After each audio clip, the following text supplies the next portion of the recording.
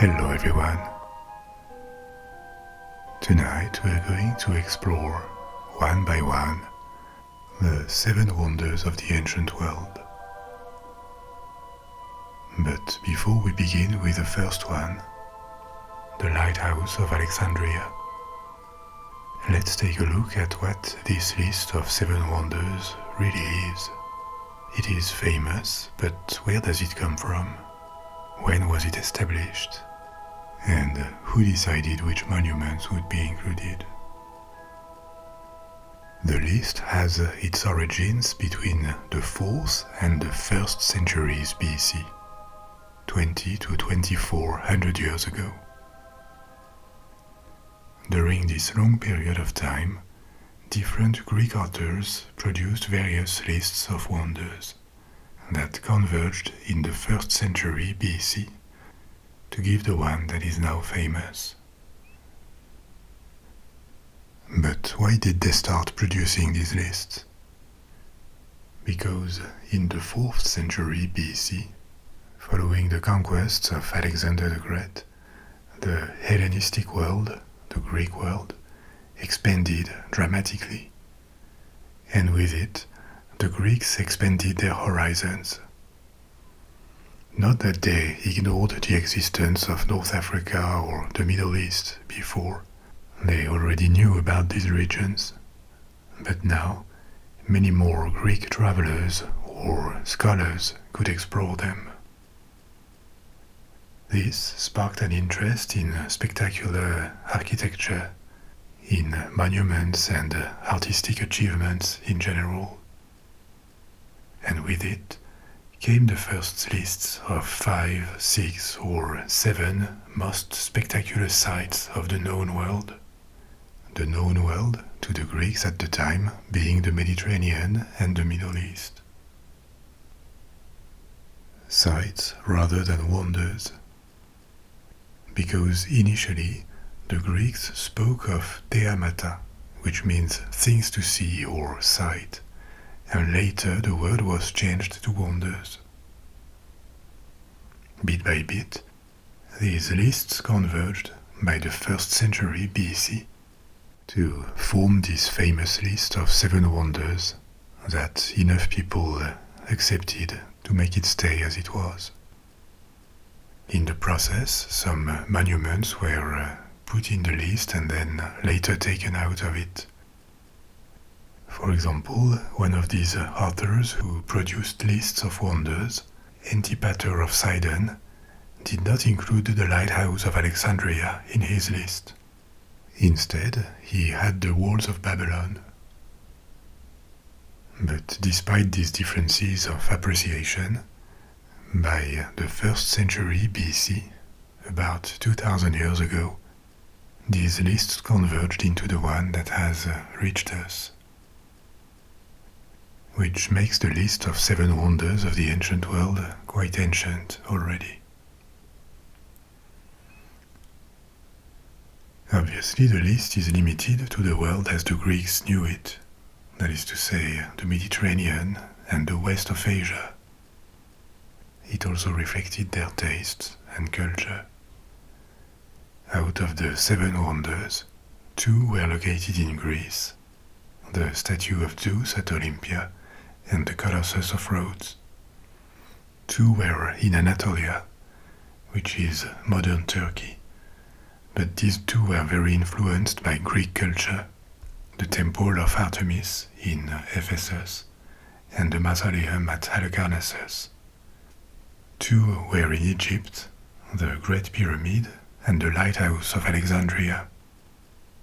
The lighthouse was kind of Greek, as we will see in a minute. At the end of the day, only 2 out of 7 of these wonders, the pyramid and the hanging gardens of Babylon in Mesopotamia, were not influenced by Greek culture.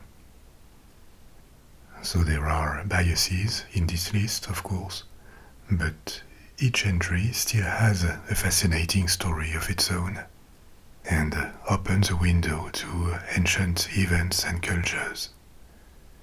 And this is why we are going to spend this long story exploring them one by one. One last word before we begin. Please remember that what keeps this channel going without sponsors and with minimal commercial pressure is my Patreon page. If you support this channel there, which is possible from $1, €1 or £1 a month, you give what you want and you can stop whenever you want.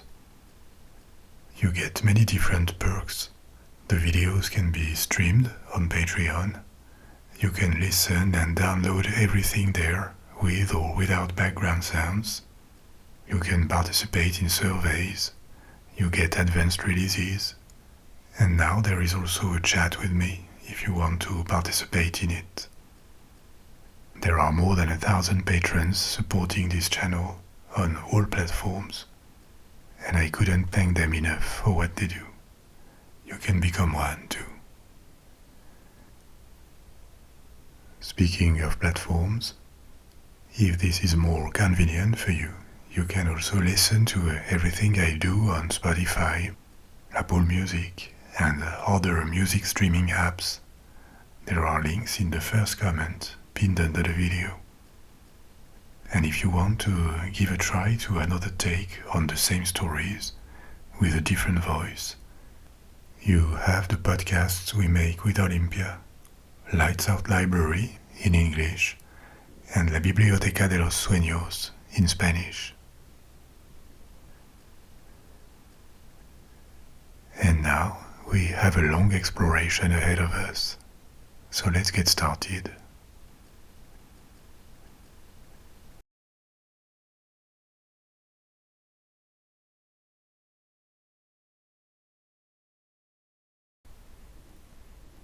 For people who arrived by sea to Alexandria in Egypt more than 2,000 years ago, this must have been a breathtaking sight.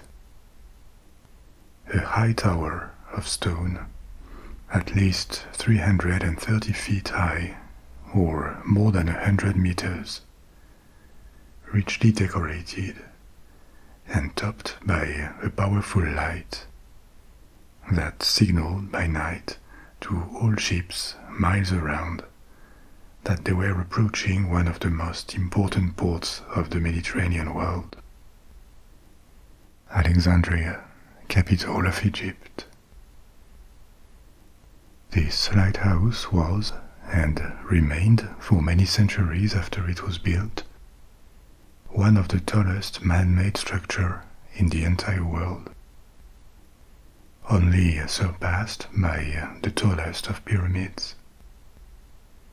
As you may know, ancient Egypt was called the breadbasket of the Mediterranean, due to its abundant food production. For thousands of years, on top of feeding its millions of inhabitants, a large number at the time, Egypt could often export parts of its production, as well as other goods, papyrus, crafts, and also African and Arabian products that had transited through it, like gold, ivory, or frankincense. By the last centuries before Christ, the port of Alexandria had become the main gateway in and out of Egypt for goods and people, and also the capital of one of the most powerful kingdoms of the Mediterranean, the Ptolemaic Kingdom of Egypt.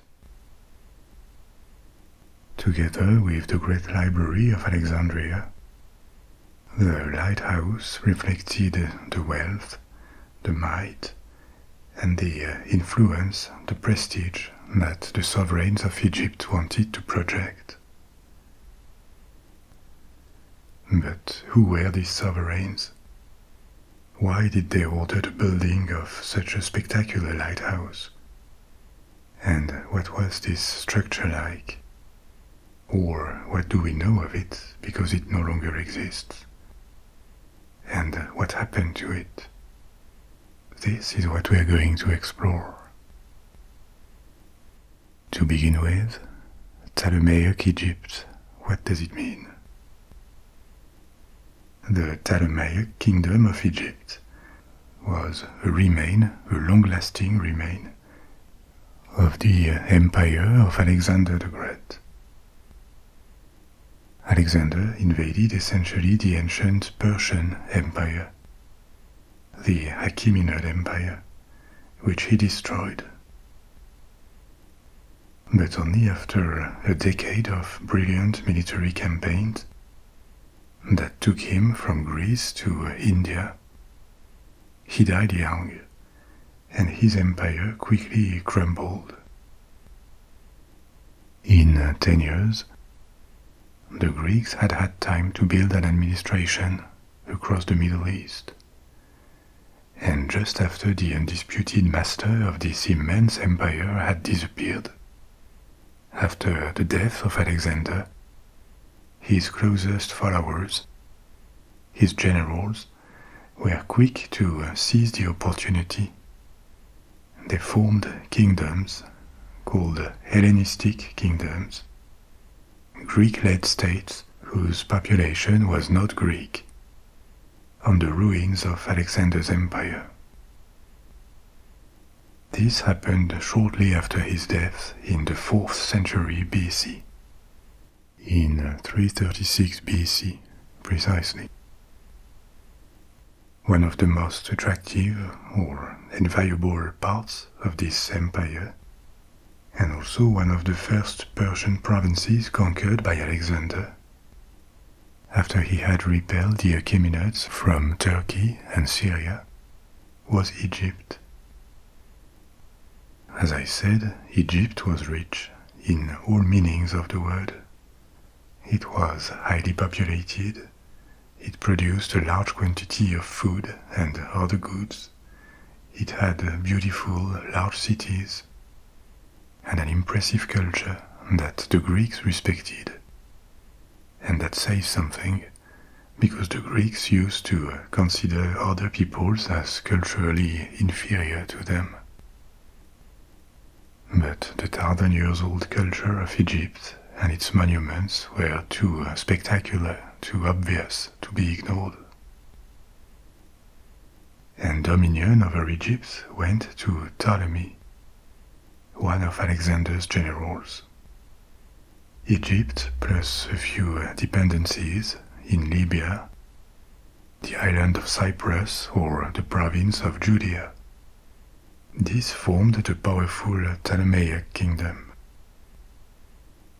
So this was a state populated essentially by Egyptians who still followed their ancient culture, including their religion, but who were ruled by foreigners. They had been ruled by the Persian emperors before. They would now be ruled by Greek sovereigns.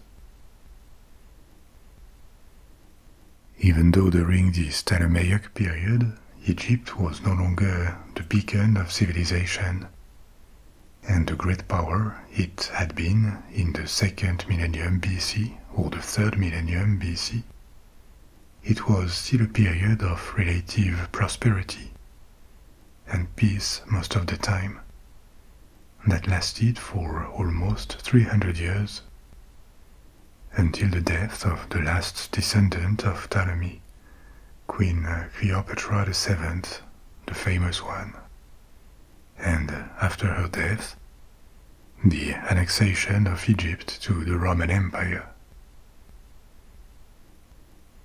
Alexandria did not exist before the Greek invasion. The city was founded by Alexander himself, and actually there were several Alexandrias founded by Alexander across his empire. Alexandria of Egypt happened to be the most famous and successful of these new cities. Its location was not random, it was a strategic location for the Greeks. West of the delta of the Nile, it offered communication on waterways with the river and the whole valley of the Nile, very important for trade or for political control.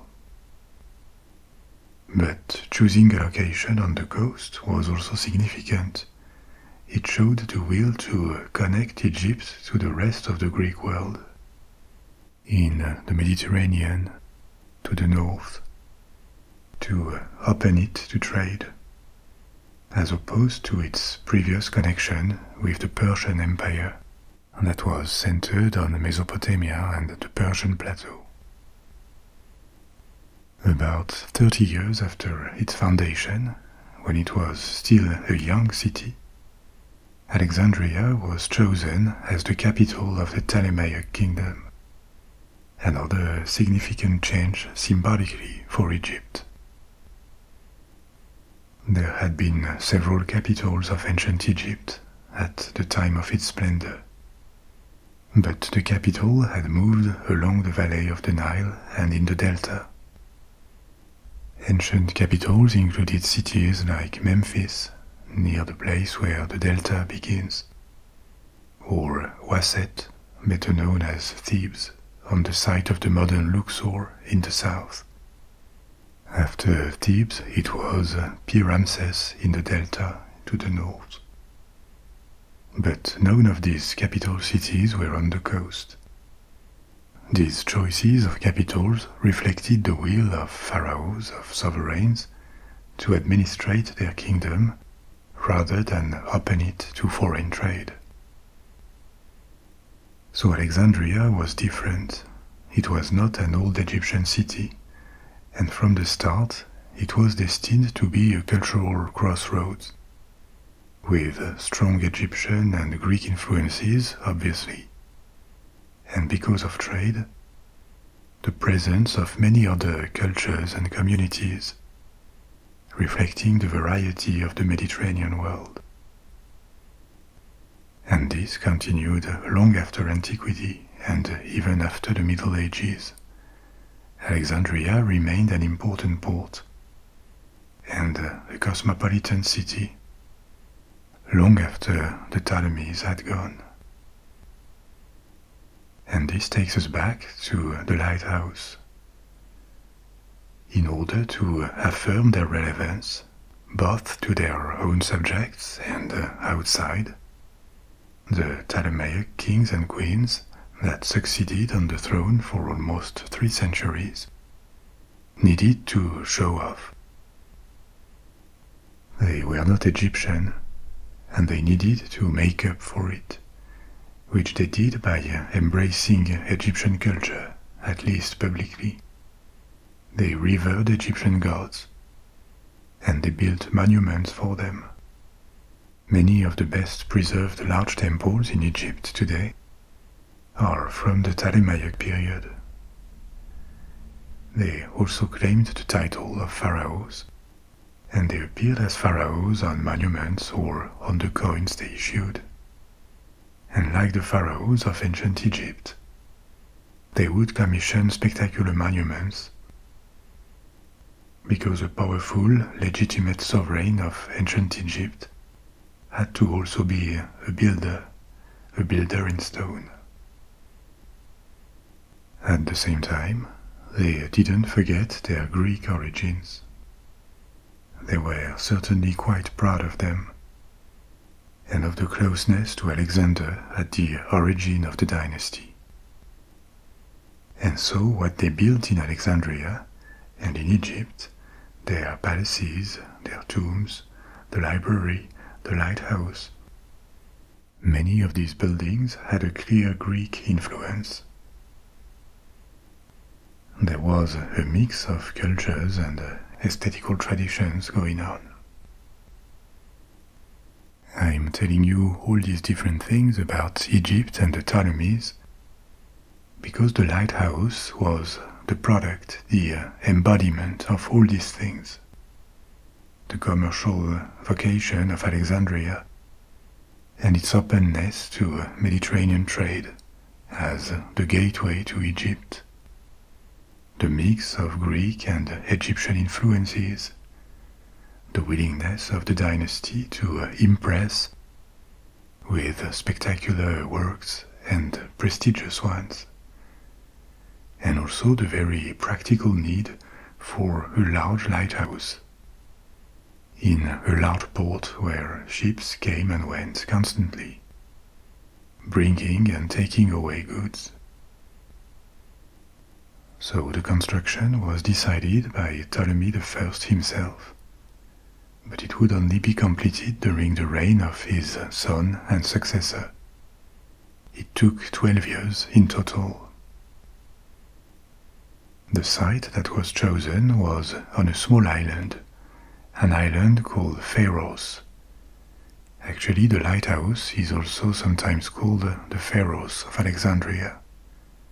And in Greek or in Romance languages, the word for lighthouse, phare in French, faro in Spanish or Italian, comes from this, the island of Pharos. The city of Alexandria itself was founded on an isthmus opposite Pharos.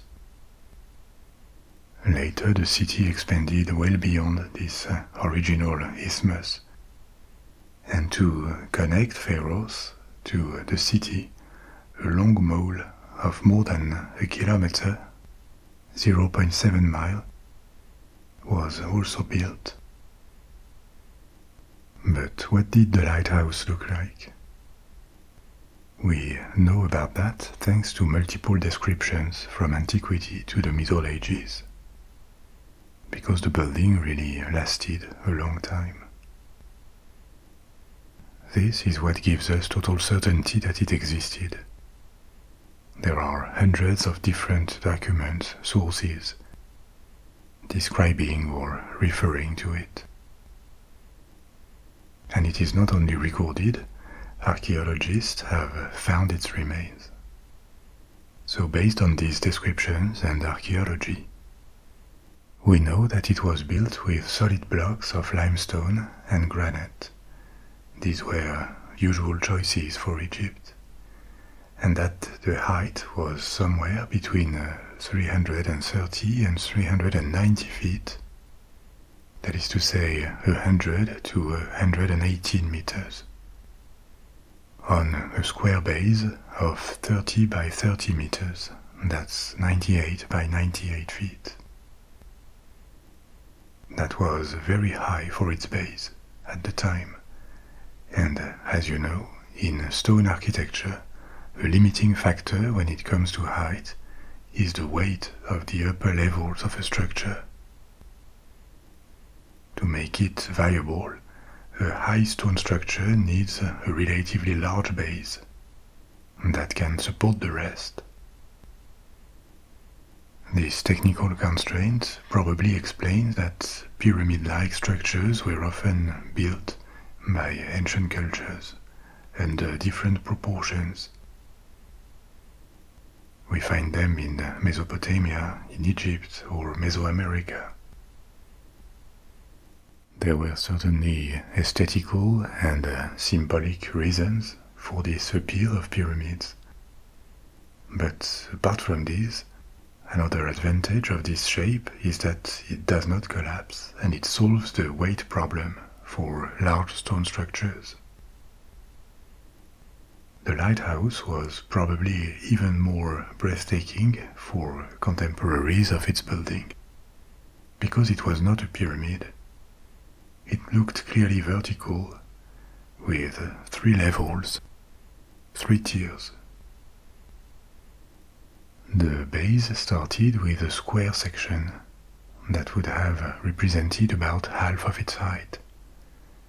On top of this square section, there was a middle octagonal section, and it was smaller than the square. This had the advantage of limiting its weight. And finally, at the top, there was a circular section, topped by a mirror that reflected sunlight during the day, and a furnace that was lit at night. The building was not just a pile of rocks, it was hollow, at least in some parts, and so you could use inner stairs or ladders, we don't exactly know how the inside was made, to climb to the top. It was also richly decorated, with statues and carvings. All of these dedicated to Greek deities, like Zeus or Triton, the god of the sea, the son of Poseidon. The statue of Zeus or Poseidon was also placed at the very top of the lighthouse.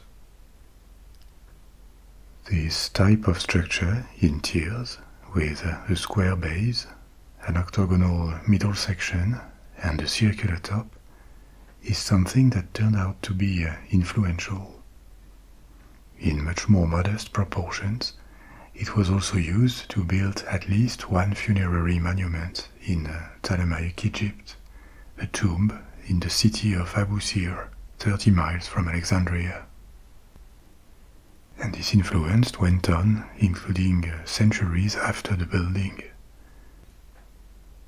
An example is the design of minarets based on the same three sections in many early Egyptian mosques. They were inspired by the lighthouse that still existed at the time. Being essentially a stone structure, the lighthouse was resistant to fires.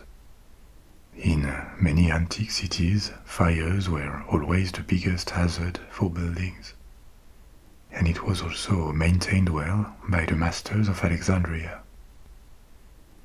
After the Ptolemies, Alexandria became a city of the Roman Empire, and it kept prospering despite the loss of its status as a capital, because the elite of Egypt stayed in Alexandria, and its destiny to be the entry and exit point of Egypt for goods and many travelers was confirmed in Roman times after the annexation of Egypt, ensuring that the port remained always busy.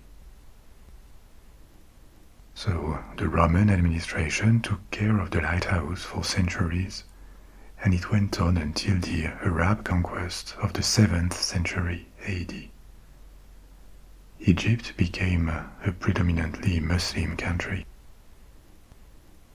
but its new rulers would keep the lighthouse working until medieval times. What the lighthouse was not immune to, though, was earthquakes. And in case of earthquakes, its dangerously vertical shape became a problem.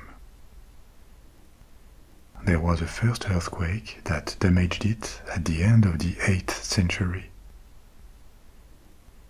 In fairness, the lighthouse was already 1,000 years old at this point, so it had really stood the test of time for a building. But it was partially cracked by this earthquake, according to contemporary records. And again in 951, 150 years later. So that's when another shake took place in 956. Only 5 years later, the structure had already been weakened, and this time it collapsed partially. But not beyond repair. Repairs took place in the second half of the 10th century AD. The capital city of Egypt had moved again to Cairo at the time, but Alexandria remained a very relevant city and one of the largest ports of the Mediterranean. By the Middle Ages, Alexandria had become one of the few contact points between the Islamic and Christian worlds when it came to trade. A role that would only grow along the Middle Ages, as Alexandria became the place where goods, not only from Egypt, but also from the Middle East or that came along the Silk Road, would converge, and European merchants, especially Italian merchants from Venice or Genoa, would send ships to do business in Alexandria. In the 10th century we were not there yet, but the lighthouse remained very useful, and it was systematically maintained and repaired, with a few changes in style. For example, the statue at the top, which had fallen, was replaced by an Islamic-style dome. And it kept working for 300 more years, until a very destructive earthquake in 1303, at the beginning of the 14th century, and yet another one in 1323. These earthquakes made the structure completely collapse, beyond repair. Only ruins were left. You remember that the lighthouse was on Pharos, this island only connected to the city by this artificial mole. So it stood a bit away from the city itself. And so it remained as a pile of rocks, a ruin, for another century and a half. Until some of the remaining stone blocks were used by the late 15th century to build a medieval fort, a citadel, on the platform where the lighthouse once stood. 1800 years after its building, the lighthouse had gone. The most impressive monument left by the Ptolemies was no more. But it was not forgotten. The lighthouse was already famous in antiquity, and it was still known by scholars and travelers of the Middle Ages around the Middle East, North Africa, and Europe. Alexandria kept living and growing. It has more than 6 million inhabitants today, and it is the second largest city in Egypt. And its flag shows the lighthouse, even though the monument no longer exists. Because the port had been transformed many times, and the area was heavily populated, and also there were so many other ancient sites in Egypt, searching for archaeological remains of the lighthouse was regularly postponed in the 19th and 20th centuries, until the rediscovery of the site in 1968. After that, it was only in 1994, 30 years ago, that the site was explored systematically, especially underwater, because the island of Pharos had long disappeared as an island. Today it is connected to the continent, urbanized, and it contains part of the city center of Alexandria and port infrastructures. The fort built where the lighthouse once stood still exists too.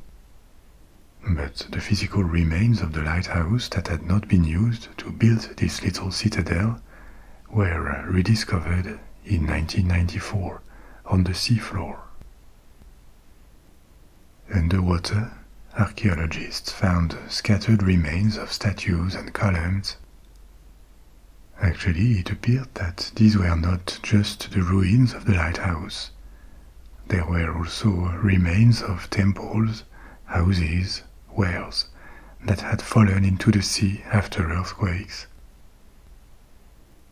More than 3,000 pieces were identified, and some of them were brought back to the surface, but the majority are still underwater, forming one of the largest submerged archaeological sites in the world. Some of these pieces are even older than the foundation of Alexandria. Some had carvings dating from the 2nd millennium BC, indicating that some blocks with carvings had been brought from other sites in Egypt after the foundation of Alexandria, presumably during the Ptolemaic period, when Alexandria was a capital that deserved the best of what Egypt had to offer.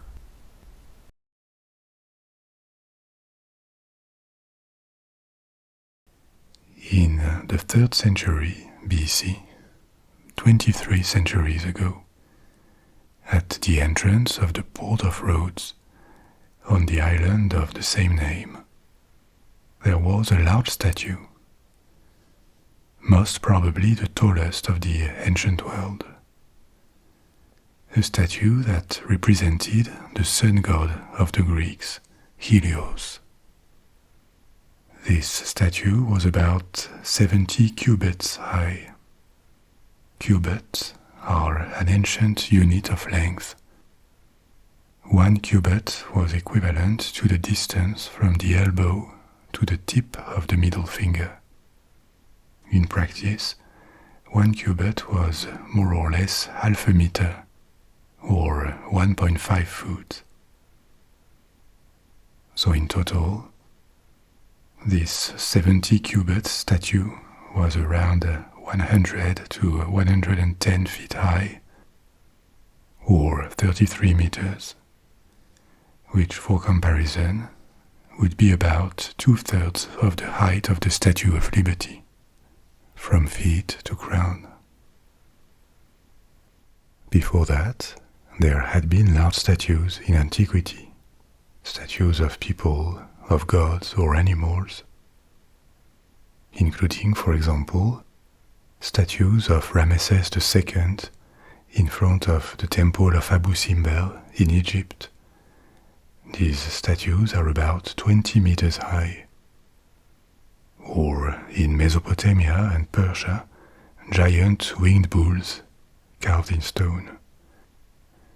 And even in Greece, larger than life-size statues, like a famous one of Zeus in the city of Olympia, that is thought to have been about 12 meters high, 41 feet.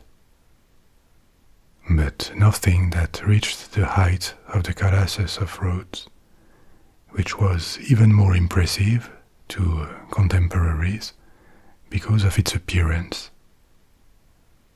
The statue of a man seated, like the statues of Ramesses II, is one thing.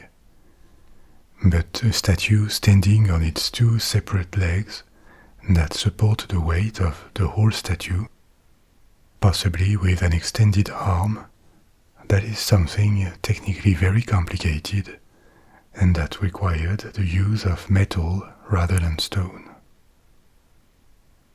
The Colossus of Rhodes was also a prowess of antique engineering and ingenuity.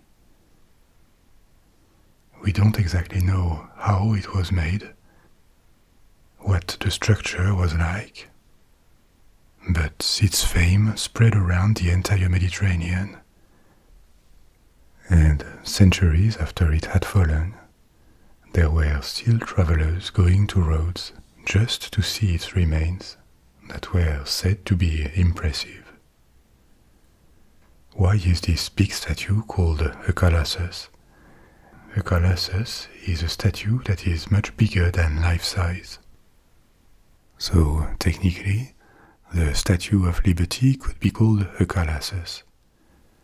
But most of the time, the term is used metaphorically to characterize someone or an entity of enormous importance or size, like a synonym for giant, a colossus of politics, of literature, of any discipline. But why build this colossus? Why in Rhodes? How was it made? And what happened to it? This is what we're going to explore. First of all, where is Rhodes, and why did the city decide to build such an original work? The statue was an offering, a gift, to the patron god of Rhodes, Helios, after the city had been saved from a lengthy siege. As always, to understand the context, we need to do a bit of history. Rhodes had long been part of the Greek world. The island is located to the southeast of the Aegean Sea, the sea between Greece and Anatolia, modern Turkey. But at the time of the second and the first millennium BC, the west of Anatolia was under Greek influence. Independent Greek cities, or colonies of Greek cities, were founded in this region. An illustration of the integration of Rhodes into this Greek world is that in mythical accounts of the Trojan War, Rhodes is listed as one of the powers that sent troops. Rhodes had been populated for thousands of years, long before the emergence of Greek culture. And because the island is relatively large, it is the 9th largest island in the Mediterranean. There had long been several independent towns or cities on it. By the end of the 5th century BC, we are now 2 to 3 centuries before the building of the Colossus, these cities united, and they formed one single territory, one single state, encompassing the entire island. A new city, the city of Rhodes, named like the island, was founded by them, and quickly eclipsed these smaller independent cities. In the 5th and 4th centuries BC, the Greeks were under strong pressure, under a serious risk of invasion from the Persians. And the Persians ended up occupying Rhodes in 340 BC. But not for long, because Alexander the Great was about to start his campaigns and lead the Greeks to the destruction of the Persian Empire. Alexander's early campaign included the reconquest of Rhodes, that became part, for 10 years, of his new empire. When Alexander died, this empire collapsed into smaller entities controlled by his ex-generals, and Rhodes recovered its independence. I told you about all this in the story of the Lighthouse of Alexandria, commissioned by Ptolemy, the founder of the Ptolemaic dynasty and one of Alexander's generals. But others had claimed their share of Alexander's empire, especially 2 others, Seleucus, that obtained a large piece of the Middle East, and Antigonus, who got Anatolia, Syria, and parts of Greece. Rhodes was willing to preserve its independence from these new large kingdoms, and with Antigonus so close, because Rhodes is really close to Anatolia, their independence was obviously at risk. So they sought an alliance with Ptolemy in Egypt. For Ptolemy, who wanted to turn his kingdom into a trade and naval power, this alliance with Rhodes made sense. That was an access to the Aegean Sea and its wealthy Greek cities, including Athens, to which the Greeks were still very connected. They had left Greece to follow Alexander on his epic only 10 years earlier. And if this could also annoy Antigonus, that was even better. So this alliance with Ptolemy was signed, and it probably spared Rhodes an invasion from Antigonus for several years. But the threat had not disappeared, and finally, it is his son and successor, Demetrius I of Macedon, who launched the attack against Rhodes. He gathered a large army and a navy to sail to Rhodes and besiege it, which lasted for a year, during which the Rhodians resisted. Their situation looked desperate, but they were finally saved in 304 BC by a relief fleet, a force sent by Ptolemy to their rescue. Demetrius and his army had to abandon the siege. They disbanded with precipitation, and they left their precious equipment, their siege equipment, behind them. So the Rhodians could capture everything. They were saved, they felt probably grateful, and so they decided to use the proceeds of the sale of this siege equipment and all the metal they had collected to build a statue to their patron god, Helios.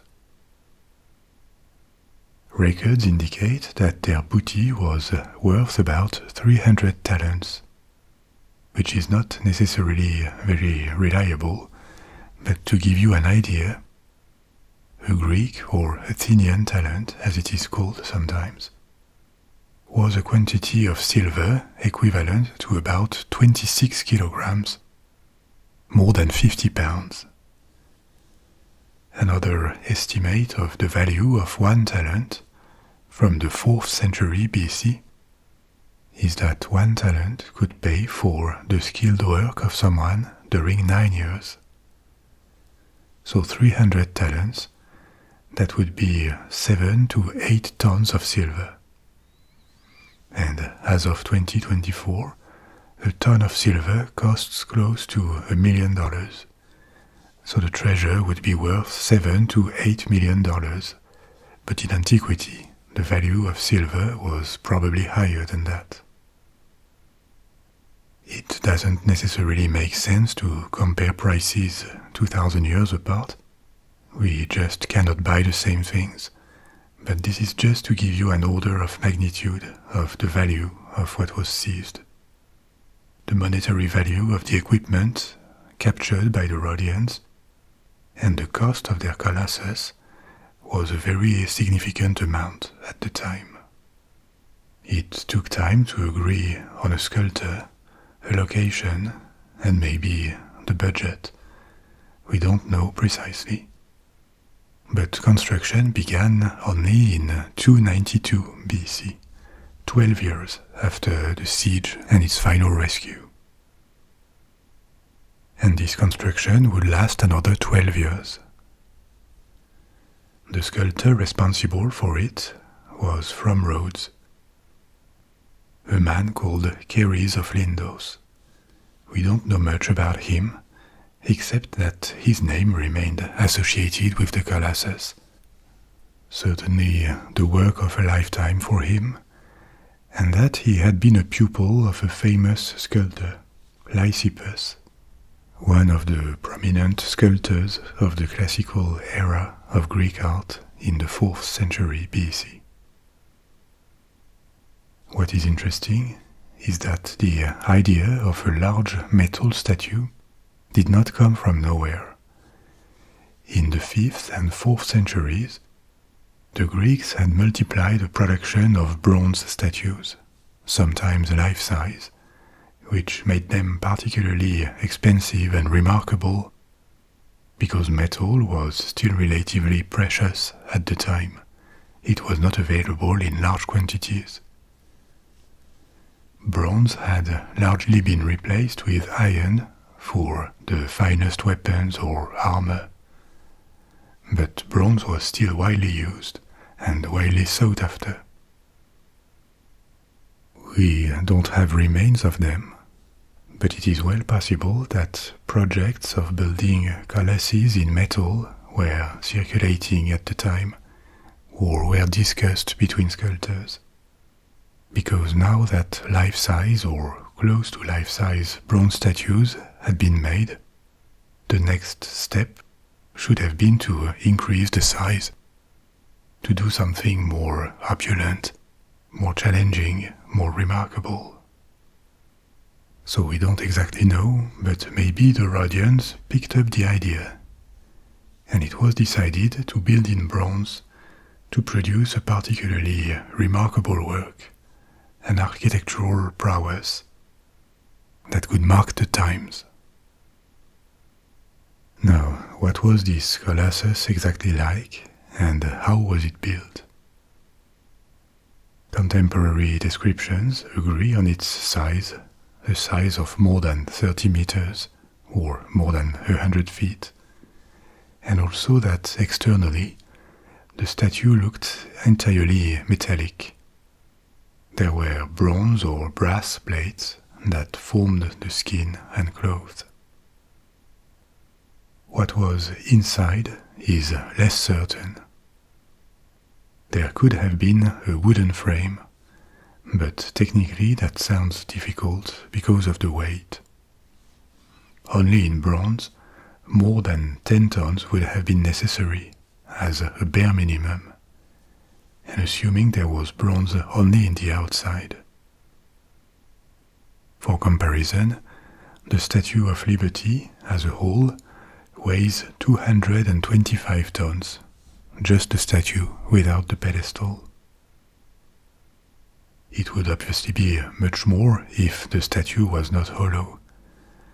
So if we extrapolate that number to a statue that was about 2/3 of the height of the Statue of Liberty, and somewhere between 30 to 50% of its volume, we are still looking for around 100 tons.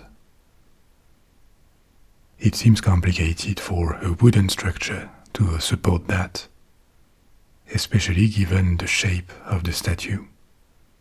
Standing on 2 feet with separate legs that entirely supported the rest of the weight. According to some accounts, there were iron tie bars inside the statue, which could be more credible technically. So a kind of skeleton would have been of iron, and maybe the rest of the inside would have been filled with stone blocks as construction progressed. Records also indicate that a lot of the bronze and iron were reforged from the weapons that the army of Demetrius had left behind.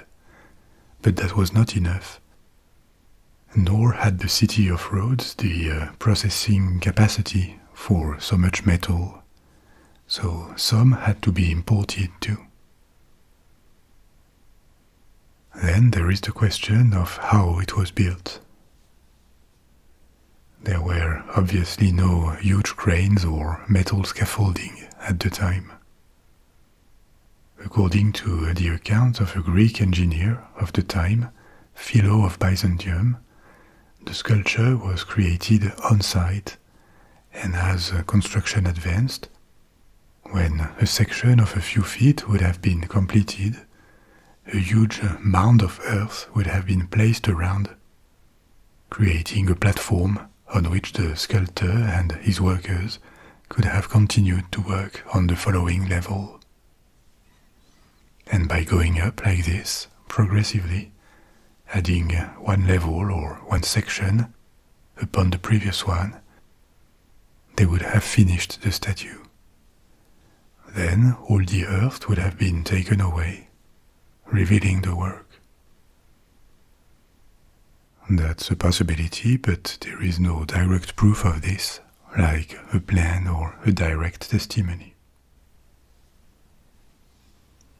So, as you see, we know this work was technically possible with the resources and means of the time, and the proof is that it was made, but we ignore precisely what techniques were employed, what was inside the structure, and also what it looked like precisely, or even where it was placed. Tradition puts it at the entrance of the harbor, where it would be most visible, and this makes sense given Rhodes' tradition and ambition as a maritime and trading power, but there is no archaeological proof of it that we know of. What we know, and it must have made the Colossus even more impressive to Rhodians and travelers, is that the statue was placed on a pedestal like the Statue of Liberty, and this pedestal would have been circular or octagonal. We ignore its height or where it was. This lack of precision is why artist views of the Colossus from the past centuries can look so different. The 50 years following the inauguration of the Colossus were prosperous for Rhodes. The alliance with Ptolemaic Egypt went on, and it protected the small state from invaders. Rhodes maintained privileged trade relations with the Ptolemies and contributed to the rise of Egypt and its capital, Alexandria, as a trade hub in the Mediterranean. Until 226 BC, when the island was struck by a major earthquake. After 54 years standing up, the statue broke down. It snapped at the knees, and the entire upper part, from the knees up, fell onto the ground. This earthquake was particularly severe, and also damaged the harbor and the buildings of Rhodes. The Rhodians were still allied with Egypt, and the Ptolemaic king at the time of the earthquake, Ptolemy III, offered to pay for the reconstruction. But should the statue be rebuilt? Before many big decisions, the Greeks liked to consult oracles that would deliver them messages from the gods or an insight into their future, a recommendation. They believed in this, or they liked to have this input before taking decisions, at least. The Rhodians sent a delegation to the most famous and prestigious of oracles, the Oracle of Delphi, where messages were delivered by the priestess of Apollo. I told you about this long tradition of the Oracle of Delphi in a past story. It began long before these events and lasted long after. The messages of the oracle were typically confusing or hard to understand, but from the oracle's reply, the Rhodians concluded that they should not rebuild the Colossus, that it would annoy the gods, possibly because one way or another they had offended Helios. And so the Colossus was left as it was, broken at the knees, with the body laying on the ground. Even broken, these remains were said to be so impressive that people would still travel to Rhodes to see them. And they stayed there for years. That turned into decades, that turned into centuries, maybe up to 800 years, way longer than the 54 years during which the Colossus had stood up. We know this because the remains were regularly documented, discussed in the following centuries by Greek or Roman travelers.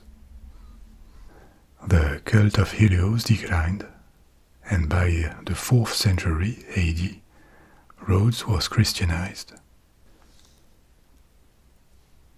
The remains were still there at this point, but with the new religion now dominating the island, any hope of rebuilding a pagan statue disappeared completely. We don't know what happened to these remains. There were tons of bronze and iron, which were precious materials at the time, and this makes historians believe that for centuries the remains of the Colossus were protected or maintained, possibly because the Colossus had become a precious historical remain, a symbol of Rhodes. Otherwise, if they hadn't been maintained, this metal would have been stolen by thieves or repurposed by authorities.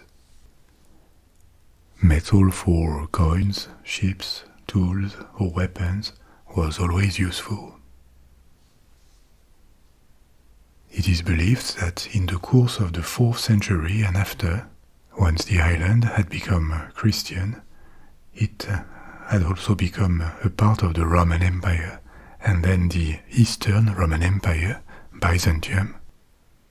So at some point, all this bronze was reused, one way or another, because in the 7th century, almost 900 years after the construction of the Colossus, when Arab invaders started attacking Rhodes, there was most probably nothing left. The Colossus had turned into unspecified objects, including weapons or coins, that are now in museums around the world, or buried somewhere, or lost at sea around the Mediterranean. And we have no way of tracing them back to the statue. Like the Lighthouse of Alexandria, the Colossus had excited people's imagination, and it was never forgotten at all. It kept being mentioned regularly in antique texts and then in medieval texts, with different artists along the centuries trying to imagine it.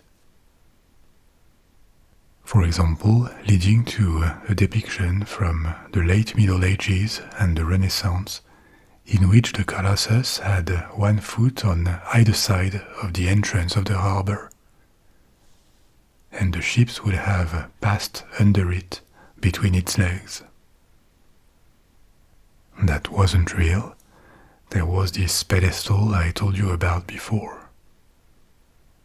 We don't even know for sure that the Colossus was part of the harbor itself. It may have been located in another part of the city. The harbor just sounds logical, and this is where tradition places it, but this isn't sure. Including after the last remains of the Colossus had disappeared, Rhodes remained part of the Byzantine Empire. It was one of its strategic possessions. And as Byzantium fell always more into decadence in the 14th century, it lost its grip on Rhodes. Not to the Turks, to the Ottomans yet, but to the religious and military order of the Knights Hospitaller, one of these monastic orders of knights born in the Holy Land during the Crusades. The knights made Rhodes their base, and they turned it into their state, a state that went on until the Ottomans, under one of their most famous sultans, Suleiman the Magnificent, conquered it in 1522. In the following centuries, Rhodes became home to many communities: Turks, Greeks, Arabs, Jews, a few Europeans, until it was seized by Italy in 1912 from the Ottomans. After the Second World War, in 1947, Rhodes was transferred to Greece, of which it is a part today. The city is old and has a long history, as you see. A history that didn't end with the Colossus. But its appearance, the appearance of the old city, is rather medieval. Between earthquakes and invasions, the city was regularly damaged. But the face the historical city presents today is still very influenced by the legacy of the Knights Hospitallers. When they occupied Rhodes, they rebuilt it along the ideals of medieval European urbanism of the 14th and 15th centuries.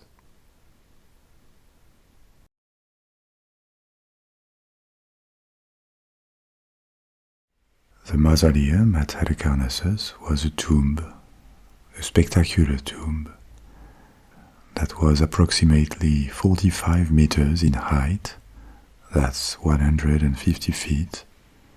You have to imagine a 12 to 15-story building, with each side richly decorated, especially with sculptures. It included about 400 freestanding sculptures. From its creation, this monument was immediately called an artistic and aesthetic triumph, so much so that the term mausoleum stayed.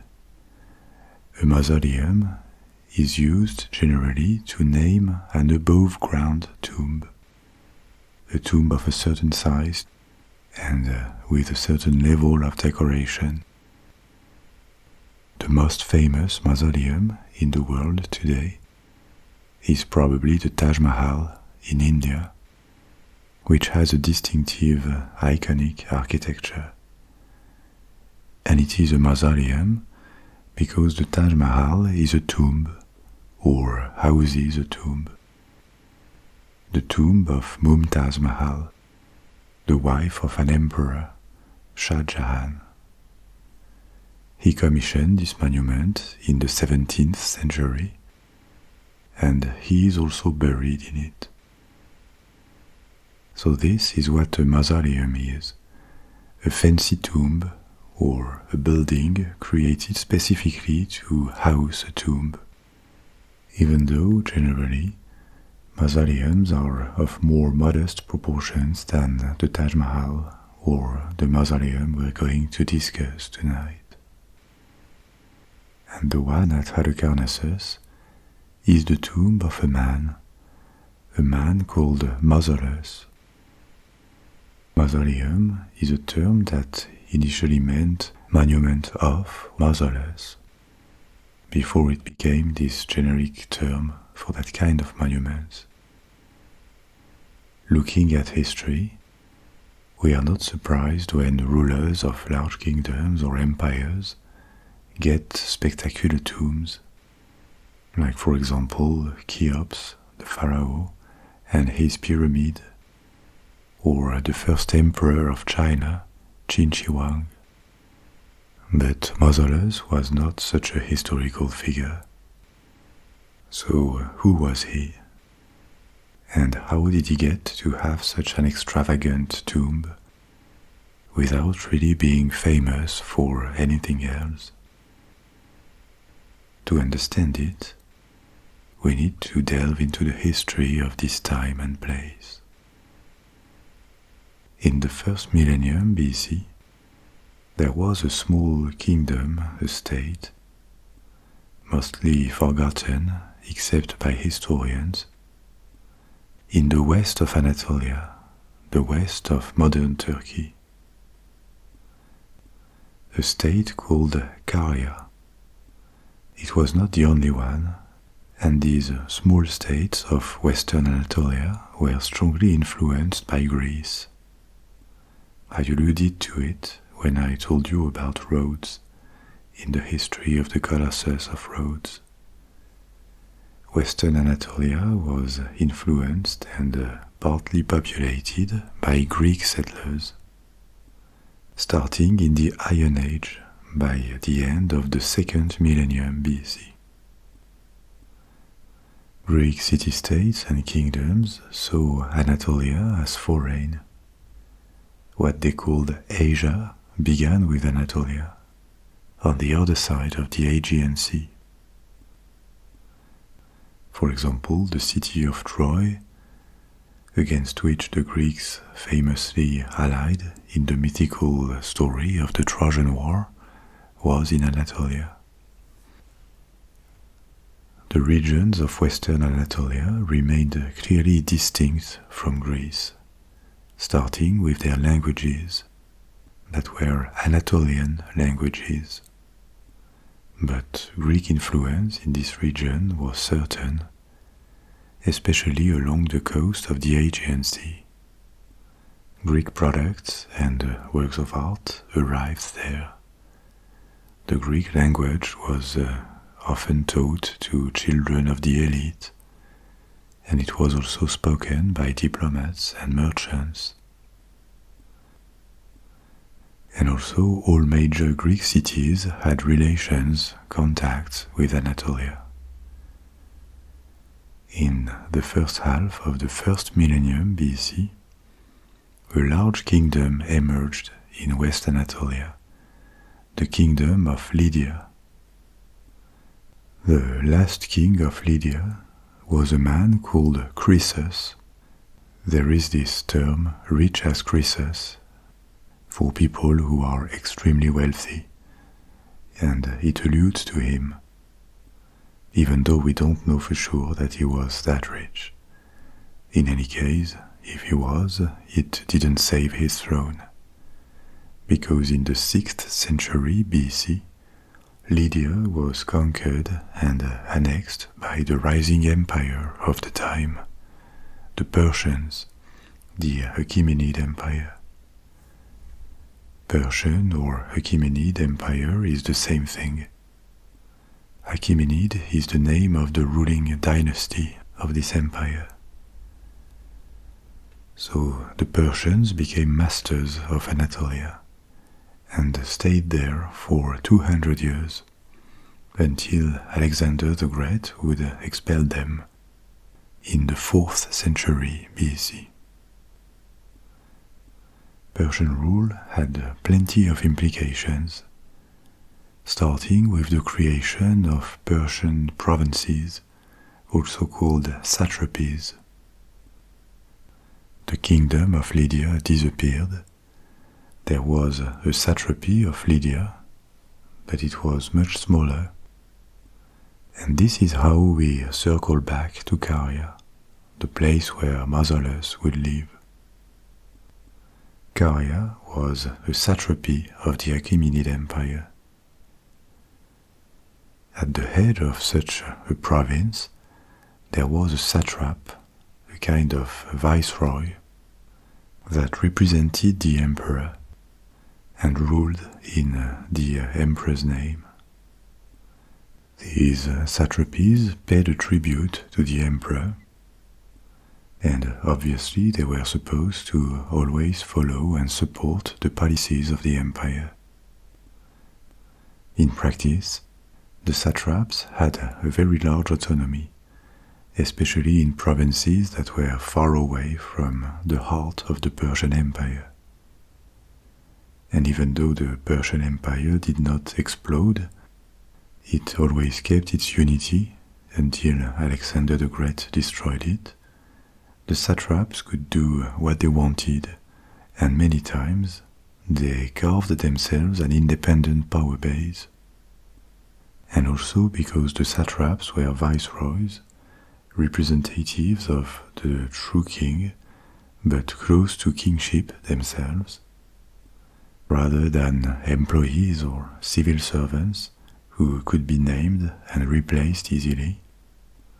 They could abuse their power. The term satrap has remained mainly as a pejorative term for corrupt tyrants.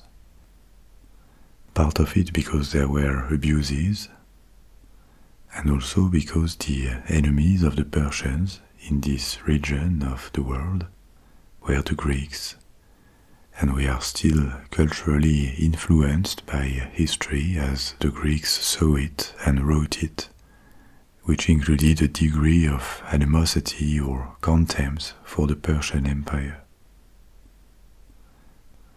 But from the 6th to the 4th centuries BC, the Persian Empire was there to stay in Anatolia and constantly threatened Greece, which it partially invaded.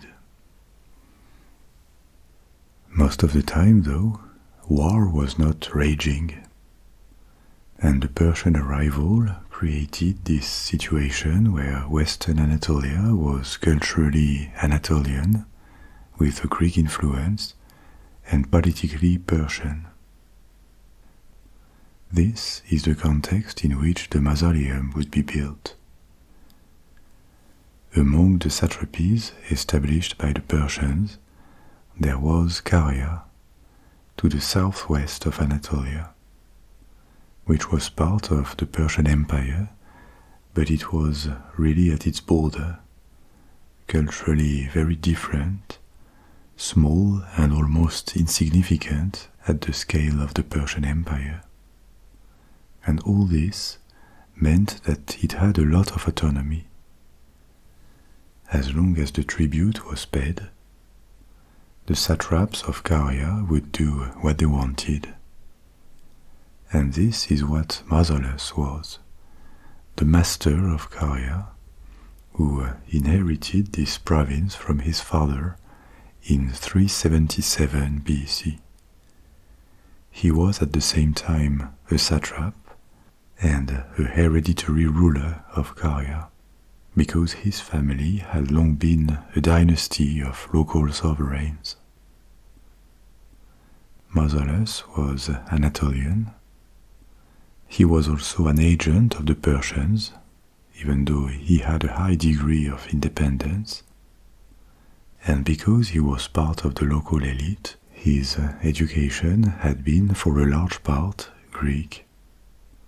He spoke Greek, knew classical Greek culture, he respected the art, the philosophy, the science that were born on the other side of the Aegean Sea. Mausolus was also expansionist on a small scale because he had limited military means and could not defy the Persian Empire, obviously, but he expanded his domain on the territory of Lycia, a region that was close to Caria. In Lycia, there was a tradition of the locals to build particular tombs for their rulers and their nobles. Tombs with a shape that would greatly inspire the Mausoleum. These tombs are called pillar tombs, and they consist of a large stone pillar. Imagine a large rectangle like a pedestal, above which a burial chamber was placed, an ornamented second level, inside which the body of the defunct was placed. So, technically, bodies were not buried under the monument. They were inside it and elevated above the ground level. There is a concentration of these tombs in a city called Xanthos.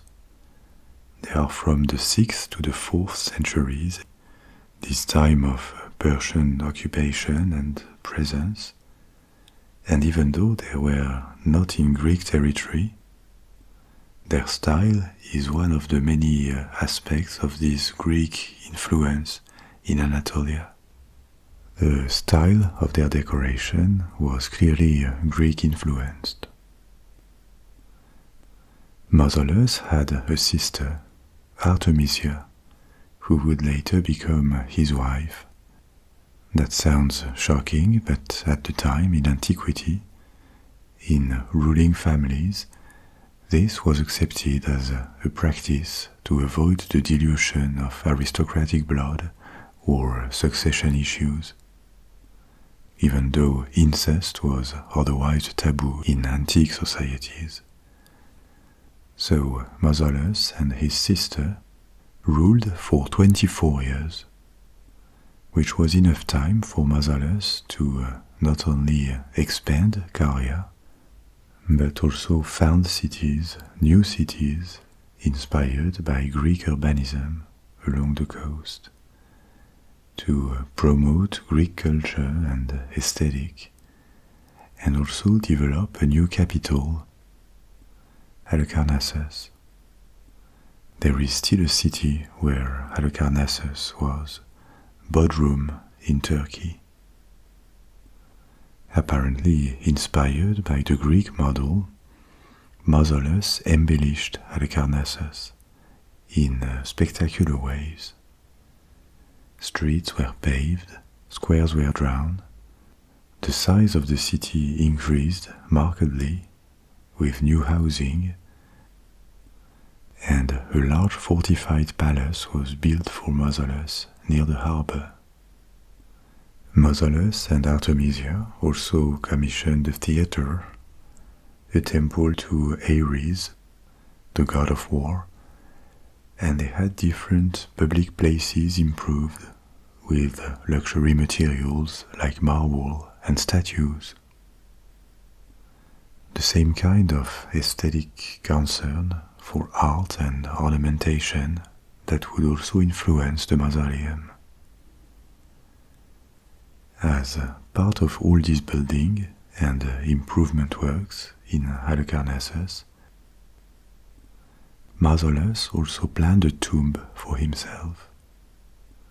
The size of the project looks a bit exaggerated for a satrap of the Persian Empire, even with an aristocratic Anatolian dynasty behind him. Most of the people in a similar position opted for much more modest tombs. But the reign of Mausolus had been relatively successful. He had expanded. There was no one to stop him, and so the project would become reality.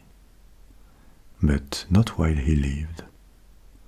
Mausolus died in 353 BC, after 24 years of reign. His exact age is uncertain, and the cause of death is unknown. And at this point, the tomb was only at an early stage of construction. It was continued by his surviving sister and wife, Artemisia, for 2 more years before she died herself. And after that, the tomb was completed after her death.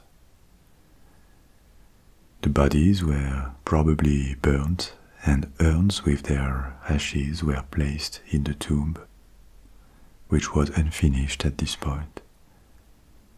We don't exactly know how advanced it was, but works went on after their death too. Their successors remained committed to this mausoleum, and eventually it was finished. So, what was it like?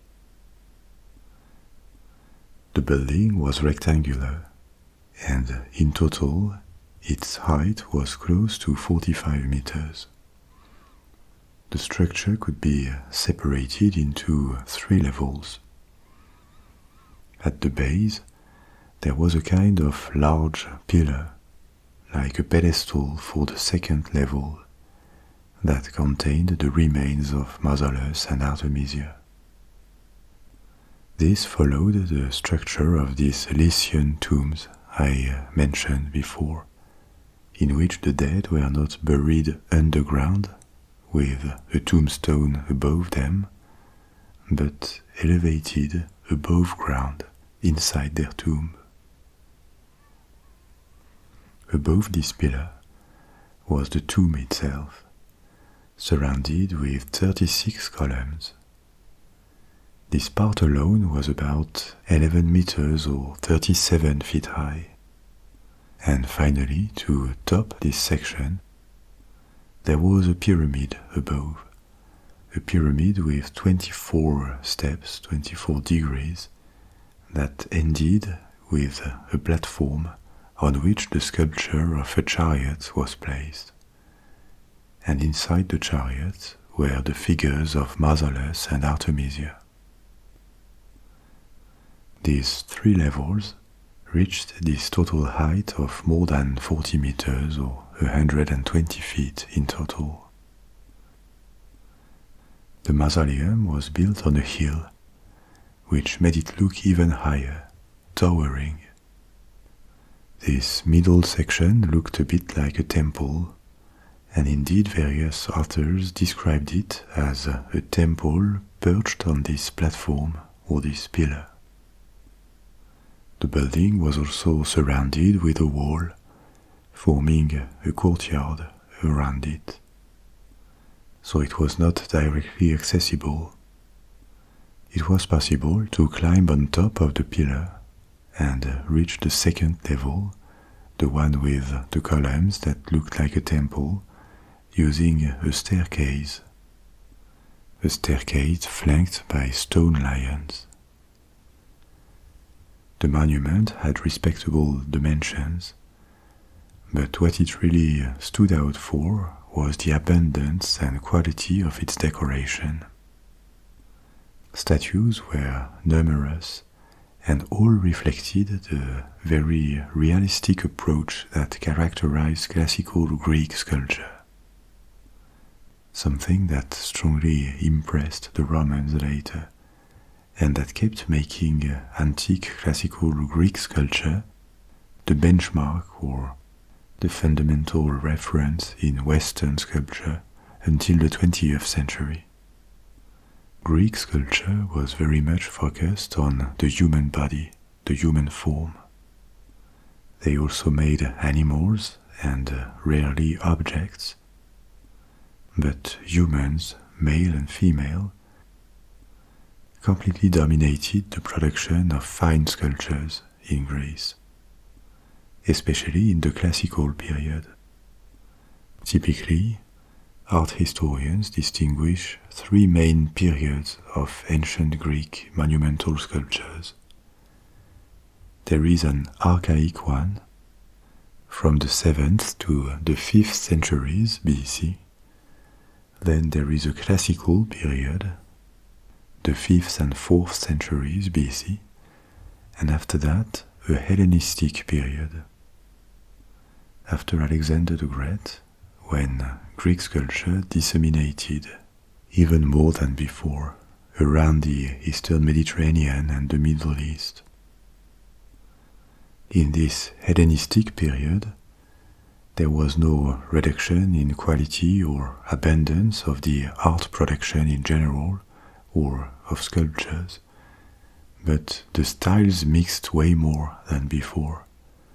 In Egypt, in Central Asia, in India, in Persia or in Mesopotamia, the encounter of Greek and local traditions opened a period of experimentation and mixing of styles and influences. In contrast, the classical period, as the name suggests, is considered the purest form of these Greek standards and canons. Now, even after the classical period, Greece itself continued to produce sculptures that are undistinguishable from the ones of the classical period, except by experts of that field. But outside Greece, there was a much more diverse Greek-inspired production of sculptures. Now, at the time of the construction of the Mausoleum, we are in the 4th century BC, several decades before Alexander the Great, during the classical period. And the Mausoleum was an extraordinary display of these Greek classical sculptures, and bas-relief too, that had been commissioned to some of the most famous Greek sculptors of the time. So, even though we were not in Greece, and actually in a satrapy of the Persian Empire, this was still a celebration of Greek art as Mausolus intended. That's also the reason why the Greeks would later praise the Mausoleum so much and include it in the list of wonders of the world. Following the Greek tradition, the emphasis of this collection of sculptures that ornamented the Mausoleum was on the representation of people. Why this concern of Greek sculptors for the perfect representation of humans, from their faces or their hands to the draperies of their clothes? At the start, because the Greek artistic tradition regarded the human form as the most important subject for artistic expression. Nothing was more interesting or elevated than the human form, and they saw it as divine too. The gods and goddesses were seen as having human form themselves. This meant that there was no big difference in treatment between the sacred and the secular in art. A statue of Zeus, Poseidon, or Athena would not really be treated differently from one of a king or an Olympic champion. Regular humans were represented in a realistic style, but they were also idealized. Always muscular and ripped for men, curvy for women, and obviously average people did not look that good according to Greek beauty standards, but still the proportions, the treatment of shapes, it was all very realistic. Greek religion also used a lot of sculpture, starting with an effigy of the divinity worshipped in every temple, a statue of the god or the goddess that was placed in the naos, the inner chamber of the temple, and that was accessible to be seen by the public at least on some occasions. So in artistic representations, this lack of separation or this ambiguity between what was secular and what was sacred meant that these big life-size or bigger than life-size statues had an aura that must have been much more impressive to the Greeks than what we can perceive today. On top of being a little sacred, these perfectly realistic sculptures were a striking vision in these ancient societies that were not overloaded with images and representations as we are today. We barely have time for paintings and pictures in general, or even for statues, because we live in an abundance of representations. There are billboards, large and small screens, statues in public places, mannequins in stores. We are bombarded every day with 2D and 3D representations of humans of all styles, from realistic to cartoonish. It is every day, it is constant, and we barely see them anymore. In antiquity, there was nothing of this, and representations of the human form were much more out of the ordinary, attractive than they are now. So, a place, a single monument, with 400 statues, that was almost unique, literally amazing for visitors. This site created a kind of immersion, of break with everyday life, that could maybe only be compared with what we experience entering an over-the-top palace or a large cathedral or a theme park. We know these things are created by humans, but they are literally out of the ordinary.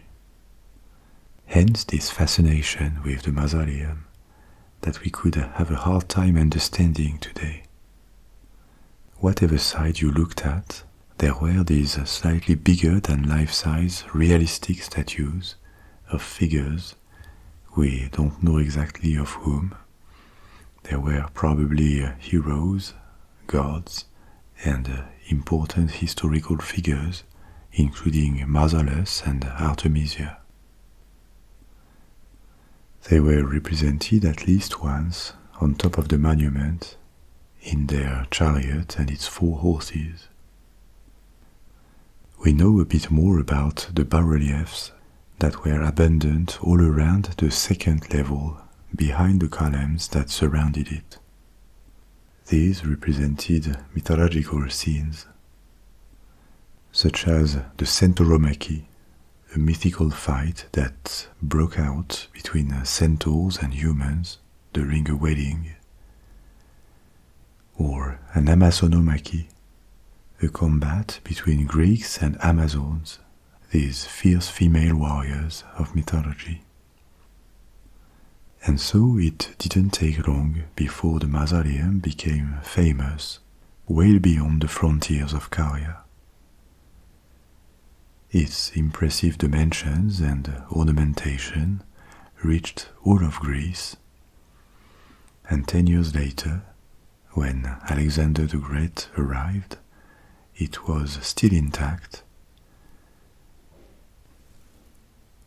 Anatolia changed hands as the Persian Empire was crumbling, and Halicarnassus lost its status of capital of a satrapy.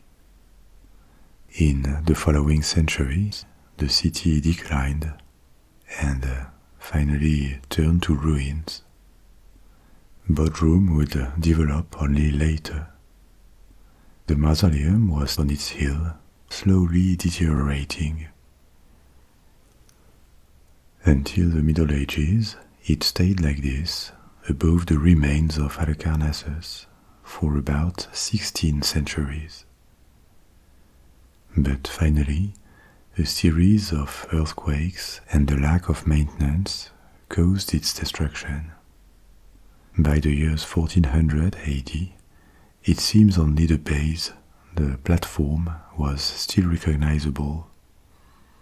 The chariot on top had fallen, and the pyramid and the level with columns, the temple, had collapsed too, turning into a pile of rock. The remains of Mausolus and Artemisia were never found. This is not necessarily surprising, because the most likely is that they were cremated, and that only urns with their ashes were placed inside the monument. No bodies were ever discovered on the site anyway, but it appeared that at some point in antiquity or after, looters had dug a tunnel inside the pillar leading to the chamber where the ashes, or maybe the bodies, had been placed. So if there was any remain or treasure there, it had long gone when the monument finally collapsed. As it had turned to a pile of rocks that was barely recognizable, the stones were used to build a fortress in Bodrum, a fortress of the Knights of Rhodes. I told you about them in the episodes about the Crusades and the Colossus of Rhodes too. This fortress was taken by the Ottomans as they expelled the knights from their bastions, which became Ottoman bastions, whereas Bodrum turned into a Turkish city, which it still is 500 years later. So the mausoleum actually survived a long time after its construction. Thanks to it, Mausolus could have his name stay in history, which it would barely have if he had just been the satrap of Caria for 20 years. The exact site of the mausoleum was forgotten until its rediscovery in the 19th century. And with excavations, many statues, bas-relief, even one of the bronze wheels of the chariot on top, were found. This wheel was 2 meters more than 6 feet in diameter. That gives an idea of the size of this chariot that was once placed more than 120 feet above ground. Finally, the statues of Mausolus and Artemisia that once stood on the chariot were found. In the 20th century, the site was studied more thoroughly, confirming the extraordinary wealth of sculpture and the wonderful monument that the mausoleum once had been.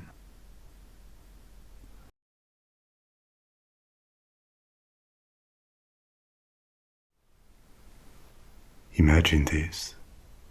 Inside a Greek temple, a 12 meters tall or 41 feet tall statue of the King of Gods, seated on a throne, crowned with a sculpted wreath of olive sprays, wearing a gilded robe. In its right hand, a shining statue of goddess Nike, Nike in Greek, the goddess of victory, and in its left hand, a long scepter inlaid with different metals. The eyes and ornamentation of the throne contain countless gems, and everywhere the shine of gold, the smooth polish of ivory, the dark tones of ebony, and the striking vision of a giant that seems ready to unroof the temple if he decided to stand up. This statue, placed in the temple of Zeus at Olympia, was the most famous of the Greco-Roman world for centuries, together with the Colossus of Rhodes. But this one was sacred, and it remained in history as one of the most extravagant and spectacular statues ever made. How, why, by whom, and what happened to it? This is what we are going to find out. Looking at the statue of Zeus, two elements dominated: gold and ivory, two very precious materials to the Greeks. This type of statue is called chryselephantine, from Greek chrysos, gold, and elephantinos, ivory. And this choice of materials was not something new when the statue of Zeus was made. In the 5th century BC, Greece already had a long tradition of such chryselephantine sculptures. They were made especially for temples, as objects of adoration, and they enjoyed very high status in ancient Greece. Typically, these sculptures were built around a wooden frame that was covered in thin plaques, slabs of ivory that represented the skin of the subject, and sheets of gold leaf that represented the clothes, the hair, the armor, if there was one, and other details. Gold and ivory were not the only materials used. Sometimes details were made with different gems or glass paste. But every material used, every technique employed, was out of the ordinary and contributed to the rarity and the value of the statue, financial, artistic, and religious value. This tradition of using gold and ivory may have been about 1,000 years older than the statue of Zeus. We know it because archaeology has revealed remains of this type of sculptures from the 2nd millennium BC in various parts of what would be the Greek world, including in Crete and continental Greece. As far as we know, chryselephantine statues were always limited to cult statues, and typically the sculptures would be life-size or greater than life-size. They were made to impress the crowds. Given their size and what they were made of, these statues needed a lot of costly elements. They were a big investment, but it is believed that the statues were not untouchable. In times of need, some of the gold that covered the wooden frame of the statue could be removed and melted for coin or in order to pay for whatever urgency the city where the statue was would be facing. So on top of the religious importance and the showmanship involved into making these big, shiny sculptures that existed to impress people, they were also a reserve of value, a treasure that could be tapped into. In that sense, the Greeks were rather pragmatic, or utilitarian with their spending on religious figures. I don't think we have examples of such a practice in other older civilizations of the Mediterranean, like the Egyptians, who also made golden statues, but without the option of getting the gold back if needed. They would actually bury huge treasures with prominent people.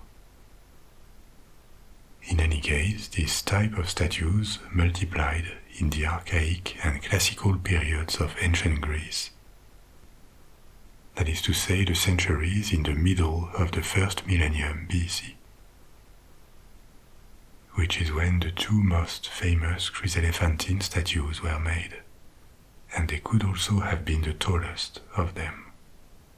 One was the statue of Zeus at Olympia, and the other was in Athens, the statue of Athena Parthenos, a monumental statue of goddess Athena, the patron goddess of Athens, that the Athenians financed in the 5th century BC.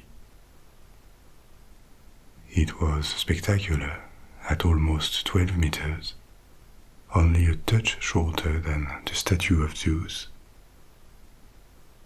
Even though the proportions were more modest, because Zeus measured 12 meters seated, whereas Athena was standing up. But her skin was made of ivory, and her clothes, her crown, and a smaller statue of the goddess of victory, Nike, in her hand, were all in gold.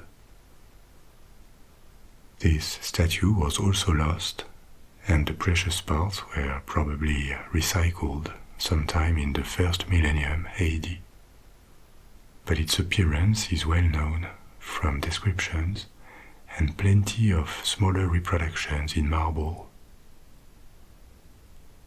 The chryselephantine statues of Zeus and Athena had the same author, one of the most famous sculptors and painters of classical Greece, an artist and architect called Phidias. He designed the two statues, designed rather than sculpted, because these statues were quite hard to make and maintain.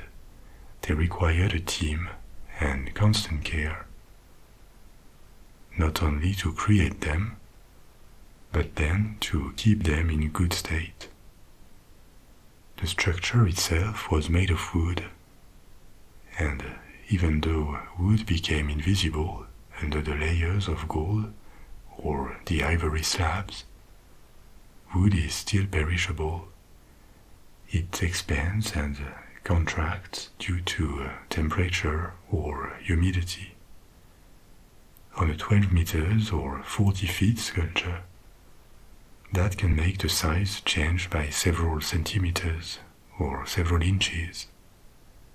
So regularly, the statue had to be repaired, maintained, so that cracks would not appear or parts would not fall down. This is also why no complete chryselephantine statue reached us. On top of being precious and attractive to thieves, they were just not durable enough. It is believed that the last ones disappeared in the late antiquity and early Middle Ages. Still, some of them, such as Athena Parthenos or Zeus at Olympia, were successfully maintained for several centuries. And this is why we have abundant proof of their existence. Now, why a statue of Zeus at Olympia? Olympia was first and foremost a sanctuary, a religious center where all Greeks could go. It was not a city-state like Athens or Sparta. The nearest polis, the nearest city of a significant size that controlled the site of Olympia, was an ancient Greek city called Elis, Elis. And Elis was also the name of the region of western Peloponnese, where Olympia is located. The Peloponnese is this peninsula to the south of Greece. It is connected to the continent by the Isthmus of Corinth, and it was the place where many Greek cities emerged, and also where countless Greek myths are traditionally located. It is part of the heart of ancient Greece. As you know, Greece was not unified, at least not before Alexander the Great organized an alliance of all Greek states behind him, or centuries later when the Romans annexed Greece. But in times of independence, Greek kingdoms and city-states were in a complex game of diplomacy, alliances and wars. They competed for trade and for the founding of colonies around the Mediterranean Sea. But they still had a sense of belonging to the same cultural area or cultural tradition, which manifested by the language, the beliefs, the myths, the traditions too, and a number of shared sites or places where people would go from around Greece. Oracles like the one at Delphi, with its priestess of Apollo called Pythia, or Olympia, where every 4 years Greek athletes from all over Greece congregated to participate in sport competitions, the ancient Olympic Games. These were places or traditions that all Greeks considered theirs. The Olympic Games had a cultural and political significance, independently from sport itself. First, because they drew a line between who was civilized or part of the Greek world, which was the same thing, and who wasn't. They were also a way to peacefully evacuate the thirst for competition and physical violence. The games also celebrated values that the Greeks considered to be theirs, values like the taste for competition, for effort, for testing one's limits. To a degree, they may have been a kind of substitute to heroism for participants, a way to approach the achievements and the status of all these famous mythical heroes in a real world in which there are no monsters to slay and the gods do not appear to mortals to send them on a quest. So they contributed to enchant the world, to pacify, and an aspect of this cultural importance of the games was their religious dimension. Obviously, this religious part is no longer present in modern Olympic Games. We could argue that they keep this pacifying function between countries, between peoples, at least to a point. They organize a ritualized competition between them. It is not surprising that countries spend that much money on training and sending athletes.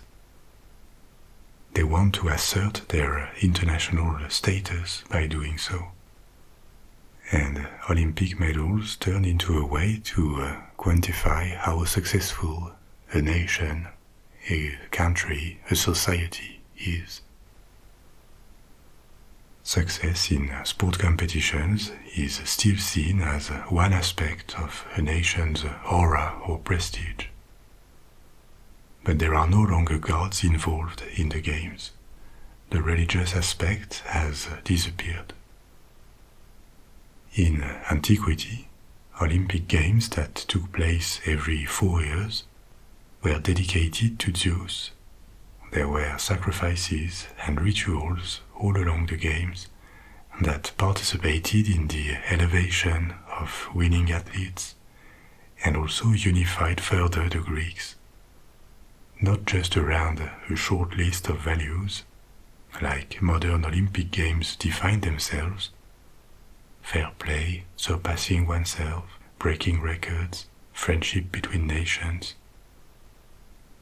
The rituals also signified that all of Greece could stand unified, even for a short time, unified under the king of gods, the master of Mount Olympus, Zeus. Which brings us back to the statue.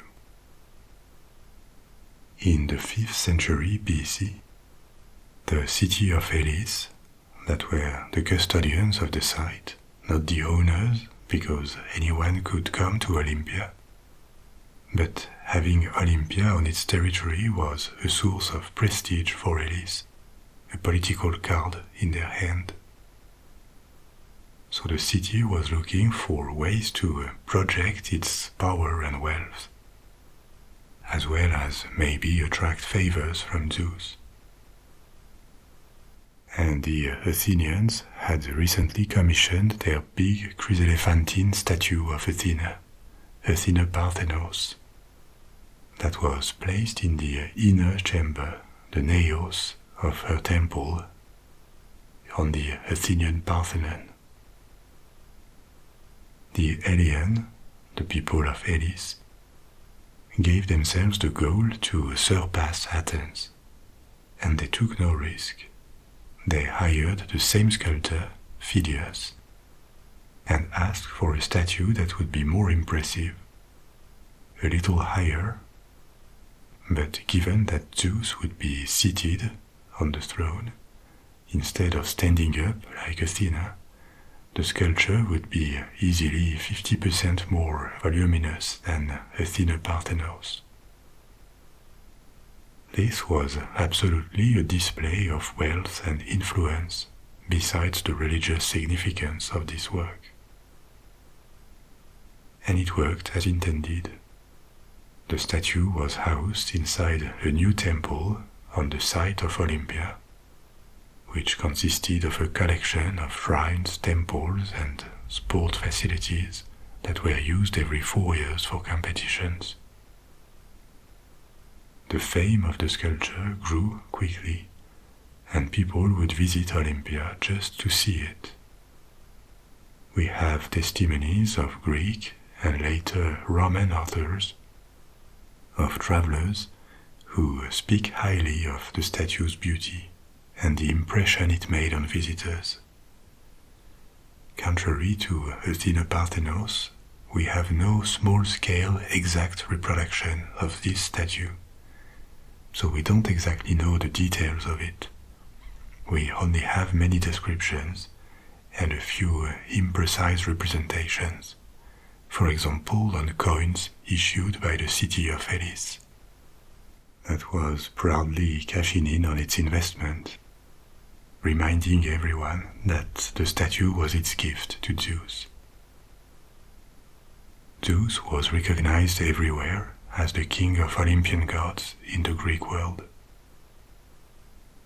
And the mythology that made him the victor of his father, Cronus, and the first among his peers, was well known all around Greece and beyond. But it doesn't mean his was the most popular of all cults in Greece. Many cities had their patrons that they revered, that they worshipped more than Zeus, and it really depended on the places. A deity that may well have received more devotion along the history of ancient Greece than Zeus is Apollo, a god with multiple aspects depending on traditions. Apollo was the sun, the god of magic, divination, of beauty, of the arts. Apollo was extremely popular. He had sanctuaries mainly dedicated to him, like in Delphi, and probably various chryselephantine effigies around Greece, even though probably known as spectacular as the one of Zeus at Olympia. For such an expensive and fragile work of art, the sculpture had an impressive longevity. It was probably still there in the 4th century AD, more than 7 centuries after its creation. It certainly owed its longevity to the care these chryselephantine sculptures received. The other masterpiece of Phidias, Athena Parthenos, also lasted for centuries. And the thing that justified the care for the statue of Zeus was the ongoing activity at Olympia. Despite wars with the Persians, Alexander the Great's epic, infighting between the Greeks, Roman occupation, Olympia and its games went on for centuries. They had lost some of their shine, of their prestige, when all of Greece had become part of the Roman Empire, but they still went on. And culturally, the eastern half of the Roman Empire always remained more culturally Greek than Latin, if we consider the languages people spoke and used to write. What really led to the end of the sanctuary of Olympia was Christianization.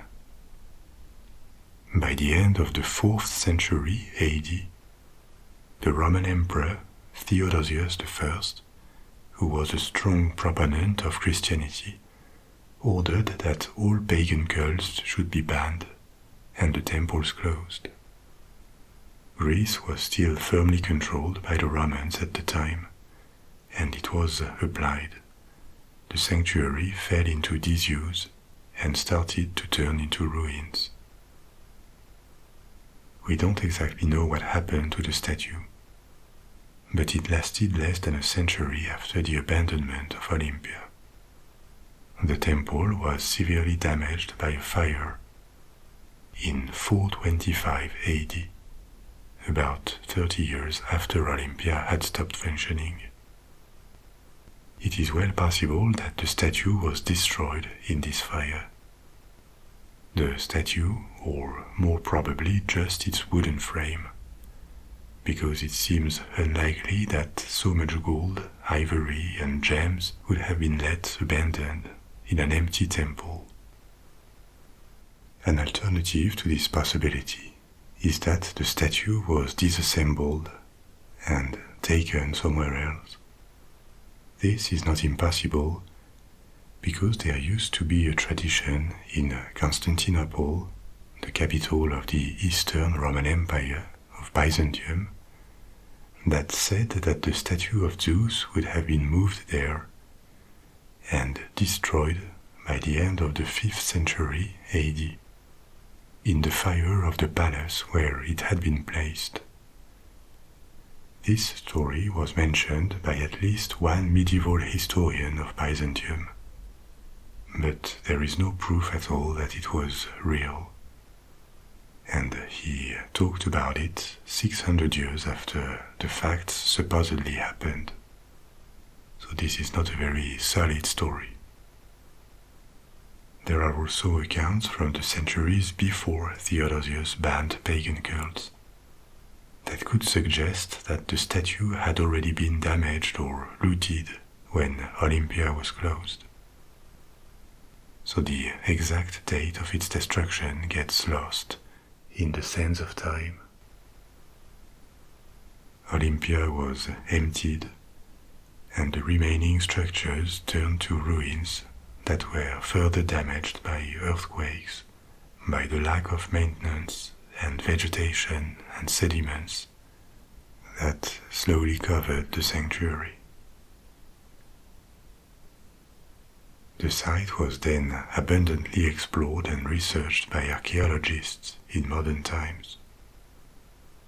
No direct sign of the statue was found, which is not surprising.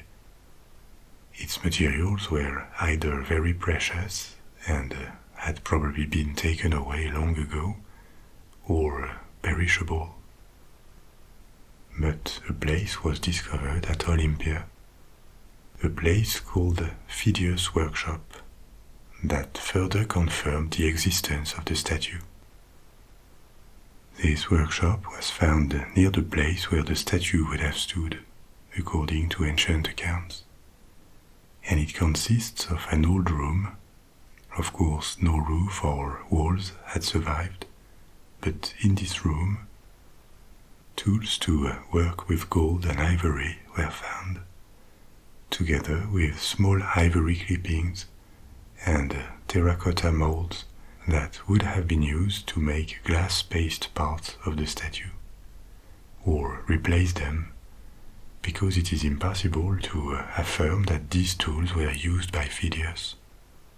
It even sounds rather unlikely, because the statue was maintained successfully on the site for at least 600 or 700 years, and usually no tools can serve that long.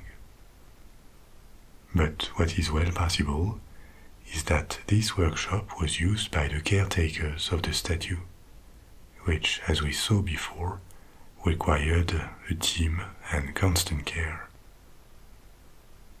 So that could have been the place where they recreated broken parts or adjusted the plaques, the slabs that maintained the illusion that the sculpture was all gold and ivory. The remains found also helped understand how the statue was made. For example, the clay molds were shaped to create glass plaques that formed the statue's robe. The molds were sculpted to follow the shape of draperies, and these sheets or plaques of glass were then gilded when they had been placed on the statue. It is impossible to say whether Phidias actually worked in this workshop, but it is a valuable testimony of how the statue was made and taken care of for so many generations.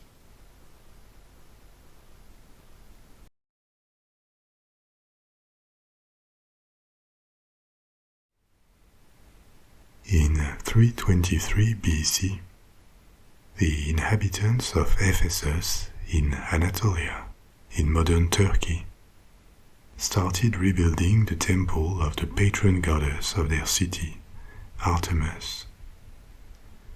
And they went for a temple that would surpass in size and magnificence all other temples, at least around the Greek world at the time.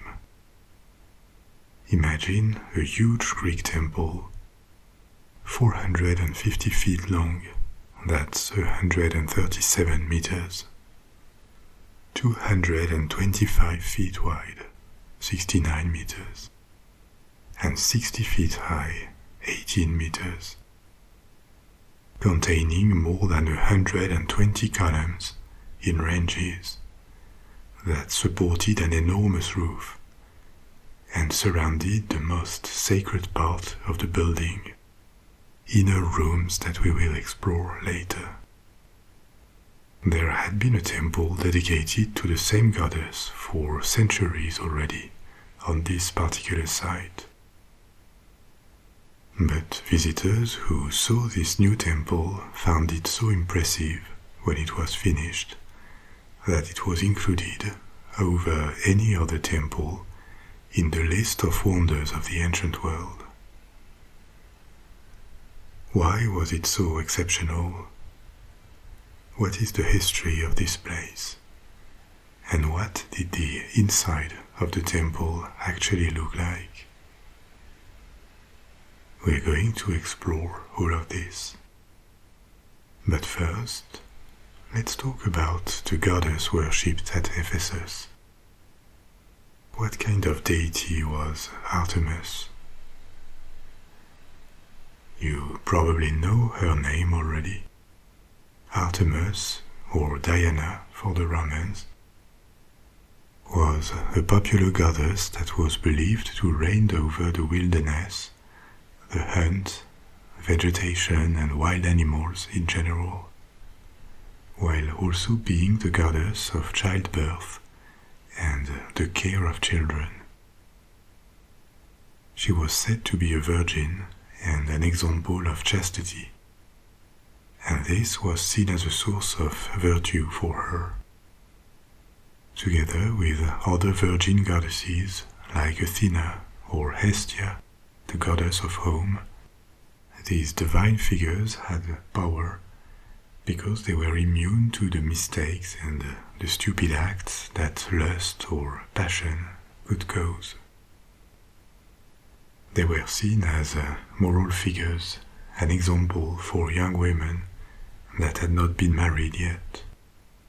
And according to Greek mythology, Artemis was a daughter of Zeus. Together with a goddess called Leto, Zeus would have had 2 children, twins. A boy, Apollo, also a very popular cult, and a girl, Artemis.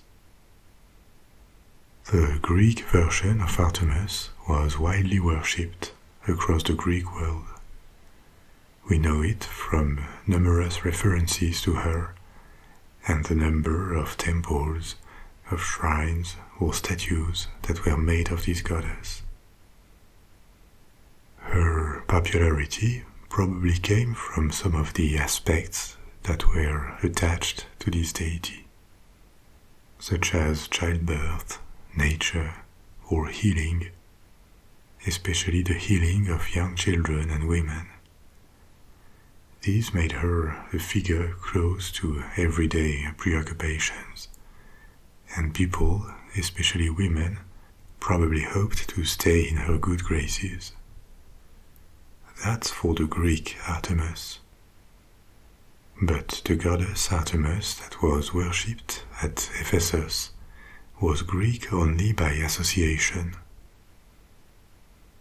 Centuries, or maybe even thousands of years before Greek culture and Greek colonists arrived in Anatolia, a female deity had been worshipped in the region of Ephesus. And it was only later, by the end of the 2nd millennium BC or the beginning of the 1st, that this cult was absorbed or co-opted by the Greeks. This obviously influenced a lot the cult of the Lady of Ephesus, this Ephesian Artemis, but she also kept her particularities. What does it all mean, and what happened to this region and this sanctuary of Artemis over the centuries? Once again, to understand it, we need to go further back in time. And our story begins sometime in the 2nd or 3rd millennium BC, long before the peak of classical Greece, that happened much later in the 1st millennium BC. At the time, the site of Ephesus was populated by Anatolians, and they developed there the cult of a goddess. We don't know how she was called, but this lasted for centuries before, especially in the 1st millennium BC, Greek colonists and Greek cultural influence started to spread much further in Anatolia. I told you about this in previous episodes, especially the one about the Mausoleum at Halicarnassus. So, as the area where the city of Ephesus would be built became strongly influenced by Greek culture and trade and politics, the cult of this local goddess was associated with Artemis and adopted by the Greeks. This association clearly influenced the cult, starting with the appearance of the temples that would be built, which were clearly Greek. But this Artemis of Ephesus kept many traits that made her an Anatolian goddess rather than Greek. We see that in statues that represented her and remind more of Middle Eastern or Egyptian deities than Greek ones. Typically, her body and legs formed a kind of pillar. The statues are very symmetrical, and the upper part is covered in oval objects that were often believed to represent multiple breasts, a kind of symbol of fertility. That is a possible explanation, but modern scholarship tends to doubt these were breasts, because the placement on some statues would be awkward, and they seem to be more ornaments, possibly eggs or jewelry. Drop-shaped amber ornaments like these were found in Ephesus, and these elements would have been hung as presents on wooden statues of the goddess in ancient times, before becoming part of the traditional iconography of this goddess. We don't know much about the cult of this lady of Ephesus, because she was absorbed for a large part by the association with Artemis, and all the records we have of this cult from the first millennium BC onward are Greek. The merger with the Greek Artemis also probably influenced the cult quite a lot. But the iconography remained different, and it is likely that this Ephesian Artemis was seen by the local population as having an extended field of influence.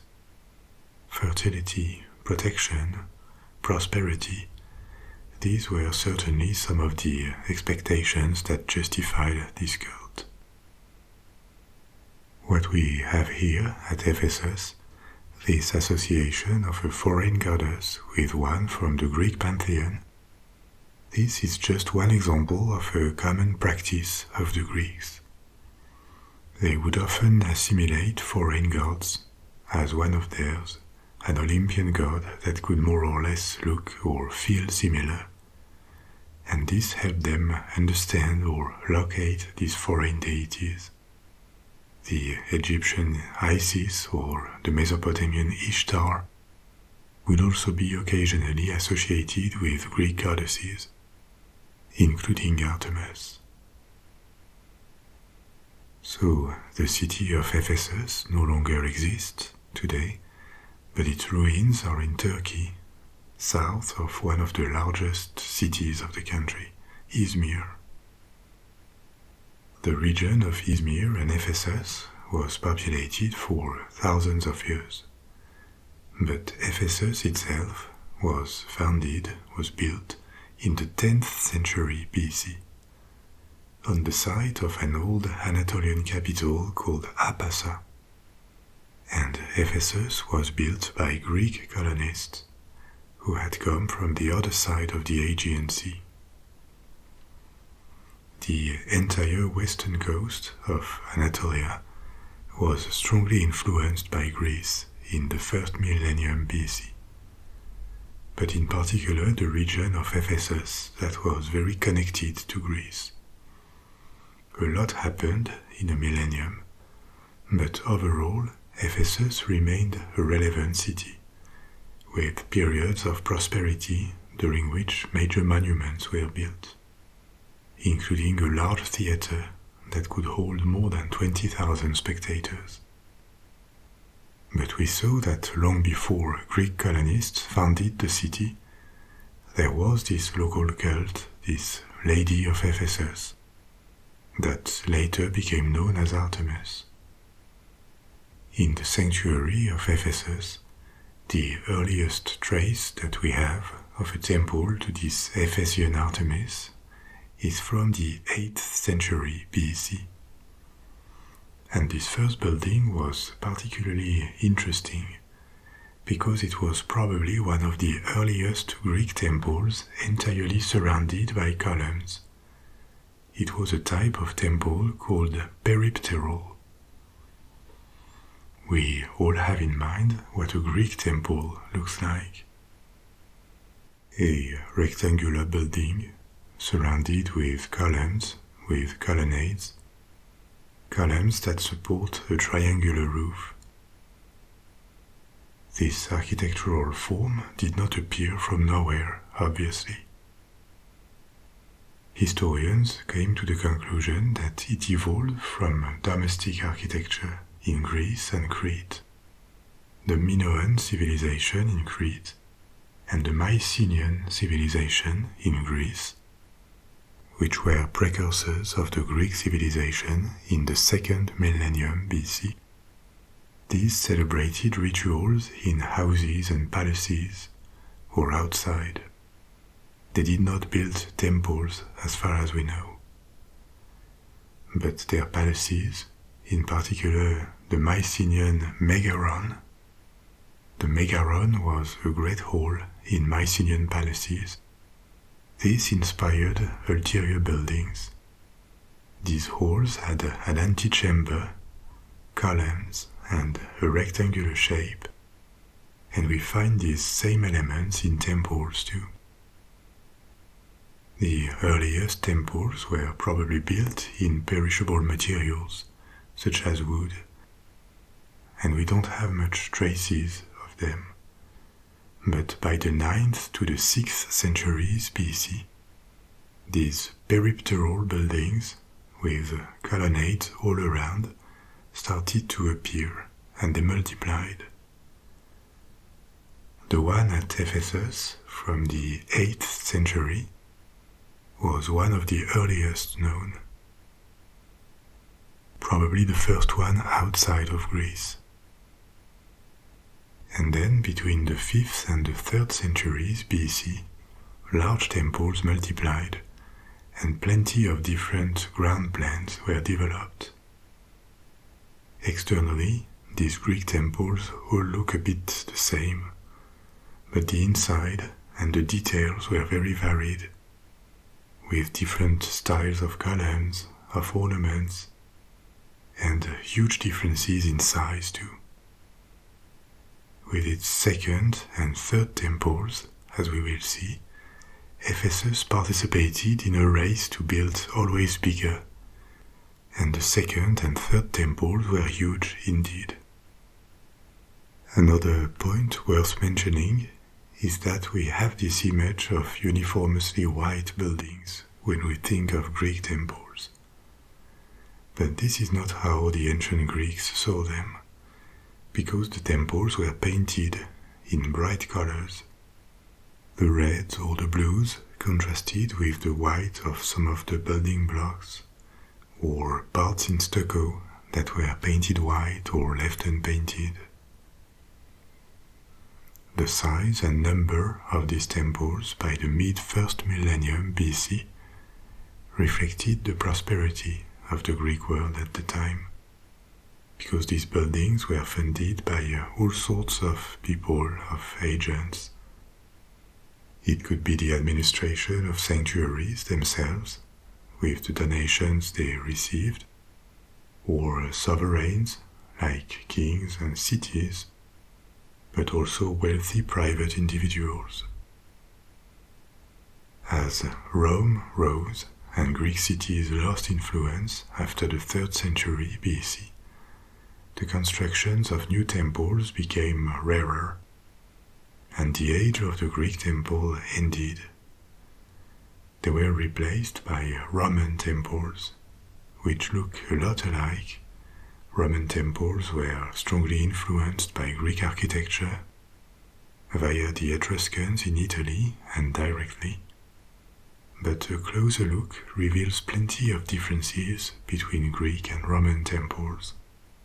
The columns, the proportions, the scale, the type of decoration, the ornamentation, and also more structural elements. We will go back to this in a future story. But the point is that by the 1st century BC, Roman temples had completely replaced Greek ones as Rome expanded its empire to the eastern Mediterranean. Now, returning to Ephesus and the 8th century BC, this first archaic Greek temple had its little legend. It would have been built by the Amazons, these female warriors and hunters who had Artemis as their protector. The Amazons were not located in a fixed place in Greek mythology. It depended on the stories in which they appeared, but they were often placed in and around Anatolia, and often credited for the mythical foundation of Anatolian cities, Ephesus among others. Of course, this is mythological, not historical. What we know is that the archaic temple of the 8th century BC was destroyed or very severely damaged by a flood and stayed in a poor state for a while, until a second temple was built to replace it in the 6th century BC. At the time, Ephesus had been absorbed by the kingdom of Lydia. It was a part of this large kingdom in the west of Anatolia. I told you about Lydia in the part about the Mausoleum at Halicarnassus, so I will not repeat everything. But if you listen to it, you remember that the most famous and the last sovereign of Lydia was King Croesus. Last because he was invaded and annexed by the Persians. So this Croesus, said to be extremely wealthy, paid for the new temple at Ephesus, at least partially.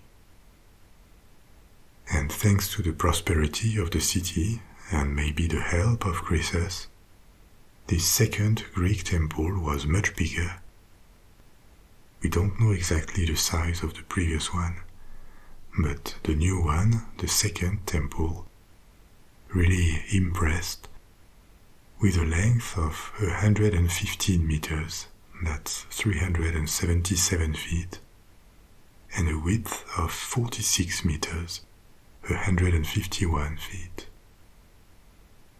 The temple could have been made of marble, the first such Greek temple, and the construction took several years. But while it was taking place, the Persians, the Achaemenid Empire, invaded Anatolia, including Ephesus, that became one more city of their empire. Croesus and the kingdom of Lydia disappeared, but life went on. The Persians typically left the elite in place, and did not force anything on local populations that they conquered. People could keep their language, their rights, their gods, as long as the different provinces obeyed and paid their tribute to the Persian emperor. They would not get in trouble. And so, for the following 2 centuries, Ephesus kept prospering under Persian rule this time, as a cosmopolitan city with Greek, Anatolian and Persian influences. Except that in 356 BC, this magnificent temple burned down. Officially, the fire was started by an arsonist, a man called Herostratus, who would have done it for fame. How can a marble temple burn? Because the entire framing of the roof was still made of wood, and it could burn.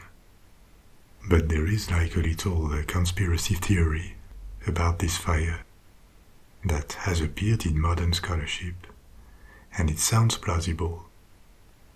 What if the fire had been deliberately wanted by the administration of the temple, by the priests, and the arsonist, Herostratus, would only have been a scapegoat for it?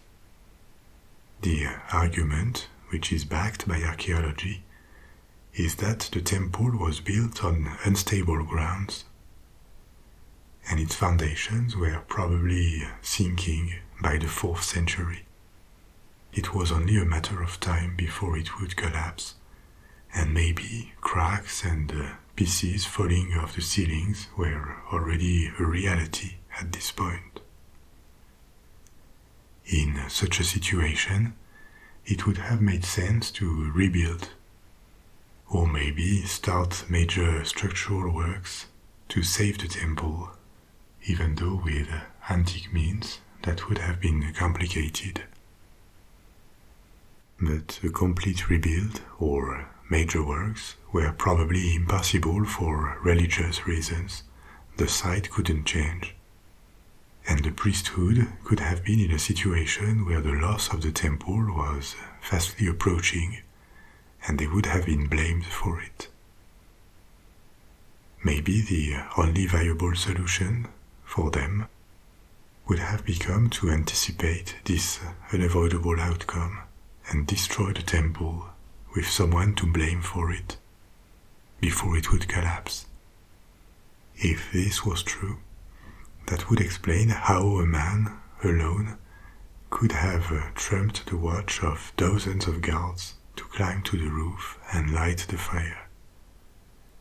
But this is obviously speculative, and we will most probably never know if it was just an accident, the act of a deranged arsonist, or if the arsonist was manipulated or blamed unfairly. In any case, the temple burned down, and for the first time in 200 years, Ephesus no longer had a temple to its patron goddess. The temple stayed as ruins for 30 years. In the meantime, the known world was turned upside down by the rise of Alexander the Great.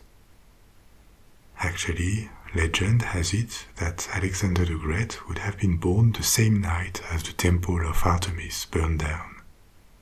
The goddess being in charge of childbirth, she would have been too preoccupied by the birth of this miracle child to save her own temple in Ephesus.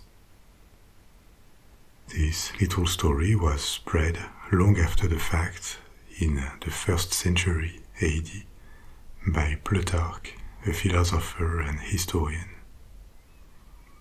What is true, though, is that Alexander grew up and took the Greeks on a series of battles against the Persians that saw the destruction of the Persian Empire in about 10 years. Ephesus was liberated from the Achaemenids and made plans to rebuild a new temple. Work on this new temple, the third one, and also the one considered to be a wonder of the ancient world, started in 323 BC, the same year as the death of Alexander the Great. And this new temple would be considered a wonder, first because of its size. It would be even larger than its predecessor, at a length of 450 feet, 137 meters, and a width of 225 feet, 69 meters. This reconstruction also lasted longer than its predecessors, 600 years, and it contributed to the fame and prestige of Ephesus during Roman times. So, what was it like inside if we were to pass the double line of colonnades? At the center of the rectangle formed by the temple, there was a walled part that concentrated the ornaments and was the most sacred part of the temple. Entering it by the main facade, we would pass 2 lines of columns and reach a place called the pronaos. This means literally in Greek, before the naos, before the temple. That part was common to all Greek and Roman temples. The front of the temple, with its columns, is called the portico, and behind it is the pronaos. The pronaos opened on a vestibule with 4 columns. On the right there was a staircase to climb to the temple's roof, and on the left a small treasury room, which was certainly heavily guarded and contained the most precious artifacts or reserves of precious metals and coins that belonged to the temple. After the vestibule, past a gate, was the most important room, the naos, sometimes called cella in Latin, the heart of the sanctuary. This large room contained a statue of the deity, in that case a larger than life-size statue of Artemis. The ornamentation of walls, with bas-relief, the sculptures, the paintings, the detailed roof, everything made the naos the most precious part of the temple. This room was accessible to the worshippers, but contrary to a church or a mosque or a synagogue, Greek temples were not designed to receive crowds. Ceremonies would take place outside, in front of the temple, in a space that was still a part of it. Temples were built on sacred grounds, with a wall or at least a form of separation somewhere that marked the division of space. There was an enclosure, and the rites were performed within the enclosure, except for big events sometimes that could spill over to secular space, in streets, in public space. For Middle Eastern and Mediterranean civilizations, this separation of space between an inside of the temple, where only priests would enter often, and the faithful only occasionally, and an outside for the crowds and for public ceremonies, this was a norm. It worked like this for Egyptian or Mesopotamian temples too. But religious buildings that could receive the public appeared in antiquity. Jewish synagogues could, and larger temples, Greek and later Roman, could accommodate more visitors at once. But it really became a norm in Europe with Christianization. Christian tradition adopted the Roman model of the basilica, that is to say, a large public building that was not specifically religious initially. The basilica for the Romans was a building for public events with multiple functions. This type of building was adopted, and churches started to be built using a similar layout. By extension, the name basilica was applied to Christian churches. In the east of the Roman Empire, which was more Greek culturally, there was a Greek equivalent, the Stoa, which had about the same function and was also a large covered walkway open to the public. But at the time when this temple of Artemis was built, in the 4th century BC, the model was still one with a small enclosed chamber at the heart of the temple, the naos in Greek or the cella in Latin. For the record, cella meant small chamber. It is the same Latin word that gave the cell, the bedroom and only private room of a monk or a nun in a monastery. And later, in biology, the biological cell also came from this word cella. As I told you in the story of the statue of Zeus in Olympia, every Greek temple had a representation of the deity, a statue. In shrines or lesser temples it could be a cult image, and in front of it there was a table, an altar, which is a very common object in religious buildings, in places of worship, that already existed in many ancient religions. Altars existed in Roman, Greek or Norse religions, and they are still common in many traditions.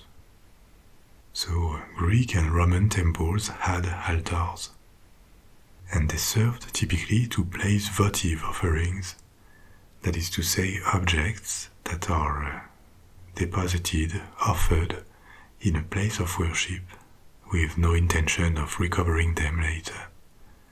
They are gifts to a deity, typically to gain favor with it. These offerings could include weapons taken to an enemy or treasures of all kinds. Behind the effigy of Artemis, on either side, there were smaller gates that led to the back of the temple, a room called the Opistolomos, literally the back room, which could have different functions. In Athens, on the Acropolis of Athens, this Opistolomos was used as a treasury. But at Ephesus there was already a dedicated treasury near the entrance, so it is unclear what the back room served for. And maybe it just existed to balance the building, as a counterpart to the vestibule on the other side to keep the symmetry. And finally, one could exit this last room by a last gate that gave on the posticum, the real side of the temple, and after 2 lines of columns, one would have crossed the entire building. So this latest version of the temple lasted for about 6 centuries, and it kept operating during the Roman period. But clouds were gathering for the Greek world and its ancestral religion. First, because of the troubles that the Roman Empire went through during the 3rd century AD. During this period, the temple was raided by the Goths coming from the north, and we know it was damaged, but not to what extent. Maybe it was abandoned after this, because at the same time Christianization was advancing. Part of it with the impulse of authorities, when the emperors were Christians, but what probably weakened old religions the most is just that people were abandoning them. They turned to Christianity. The temple of Artemis was famous. It was a symbol of paganism, and so authorities would push to close it, which was effective at the latest by the 5th century. The city of Ephesus became majoritarily Christian, and the name of Artemis was erased from all visible inscriptions throughout the city. But the temple still stood, even though it might have been in a poor state at the time, and decision was taken to destroy it, to make this symbol disappear and also to reuse the stones.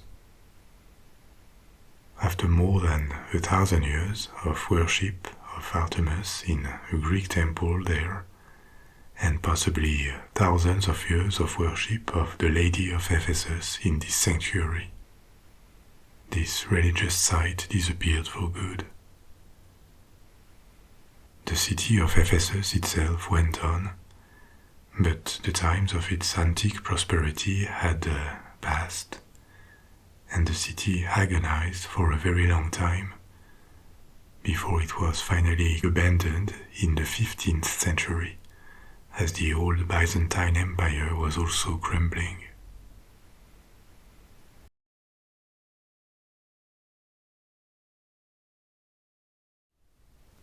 Of the different ancient wonders I told you about already, the Hanging Gardens are certainly the most mysterious. Mysterious because we don't know well what they looked like, where they were located, and even their existence has been questioned. Why is that? Because this famous list of ancient wonders was Greek in origin. So it emphasized Greek culture and preoccupations, obviously. And to the Greeks, Babylon was quite far away, to the east, in Asia. more precisely in Mesopotamia. Their knowledge of this region was imprecise, and all Greek or Roman accounts about the gardens were written long after, centuries after the gardens were supposedly built. Other wonders did exist beyond doubt, because we have multiple sources mentioning them, and for several of them, we even have their ruins. But for the Hanging Gardens, evidence is relatively scarce. Why scarce? First, because we do not have a single mention of them in contemporaneous Babylonian sources, at least the ones we have, which is suspicious for a monument that was supposedly spectacular. Second, because we have an exhaustive list of all the buildings commissioned by the king who supposedly built the gardens, Nebuchadnezzar II, but the gardens are not on that list. And finally, because archaeology has not discovered a place on the ancient site of Babylon where the gardens could be placed, at least with a good grade of certainty. So that makes a number of objections. But on the other hand, we obviously don't have all Babylonian archives. The ancient Babylonian civilization and the city itself are not perfectly well known, and not having discovered something obviously doesn't mean it doesn't exist. Later in this story, we will visit this supposed site, and I will tell you what the gardens could have looked like. But first, to understand how they came to be listed as an ancient wonder of the world, we need to travel back in time and space to ancient Mesopotamia and discover what once was maybe the most grandiose city in the entire world. Babylon first appears in Mesopotamian records in the 3rd millennium BC, during the Akkadian Empire. As you know, Mesopotamia is one of the oldest places in the world where urban civilizations flourished. First, there was the civilization of Sumer, which was centered on the south of Mesopotamia. And after that, after the decline of Sumer, an even larger and expansionist state called Akkad took the lead. This Akkadian Empire is believed to be the first empire ever, that is to say, a large state with different peoples and cultures under a single administration. Akkad dominated for about 150 years by the end of the 3rd millennium BC, more than 4,000 years ago. And Babylon was first mentioned on tablets written during this Akkadian period.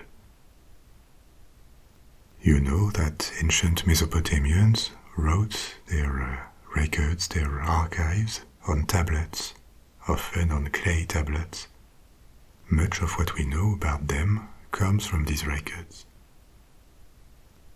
So Babylon appears at the time, but as a relatively secondary town, maybe a cultural and religious center, but not a very notable city yet. Yet, because that would soon change. In the centuries after the Akkadian Empire collapsed, the town of Babylon changed hands a few times, until 400 years later, the 17th century BC, when Babylon became the capital of a new state, a state called the Old Babylonian Empire, in the first half of the 2nd millennium BC. 3,500 to 4,000 years ago. Of the rulers of this old Babylonian empire, the most famous is certainly the sixth one, a king called Hammurabi. He is best known for the Code of Hammurabi, one of the first known law codes in the history of mankind. This text details crimes and the punishments that should be inflicted to the perpetrators of these crimes, which sounds like a rather punitive approach to justice. But in the context of the first civilizations, it also imposed a limitation to the punishments, including the physical punishments that could be inflicted to criminals.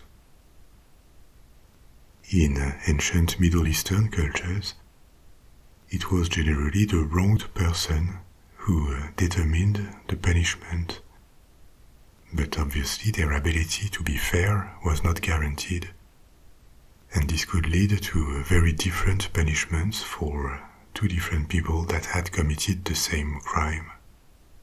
The proportionality of punishment and the unification of rules are very important to our modern understanding of justice. You don't kill someone or throw them in jail for 20 years if they steal an apple and for the first time.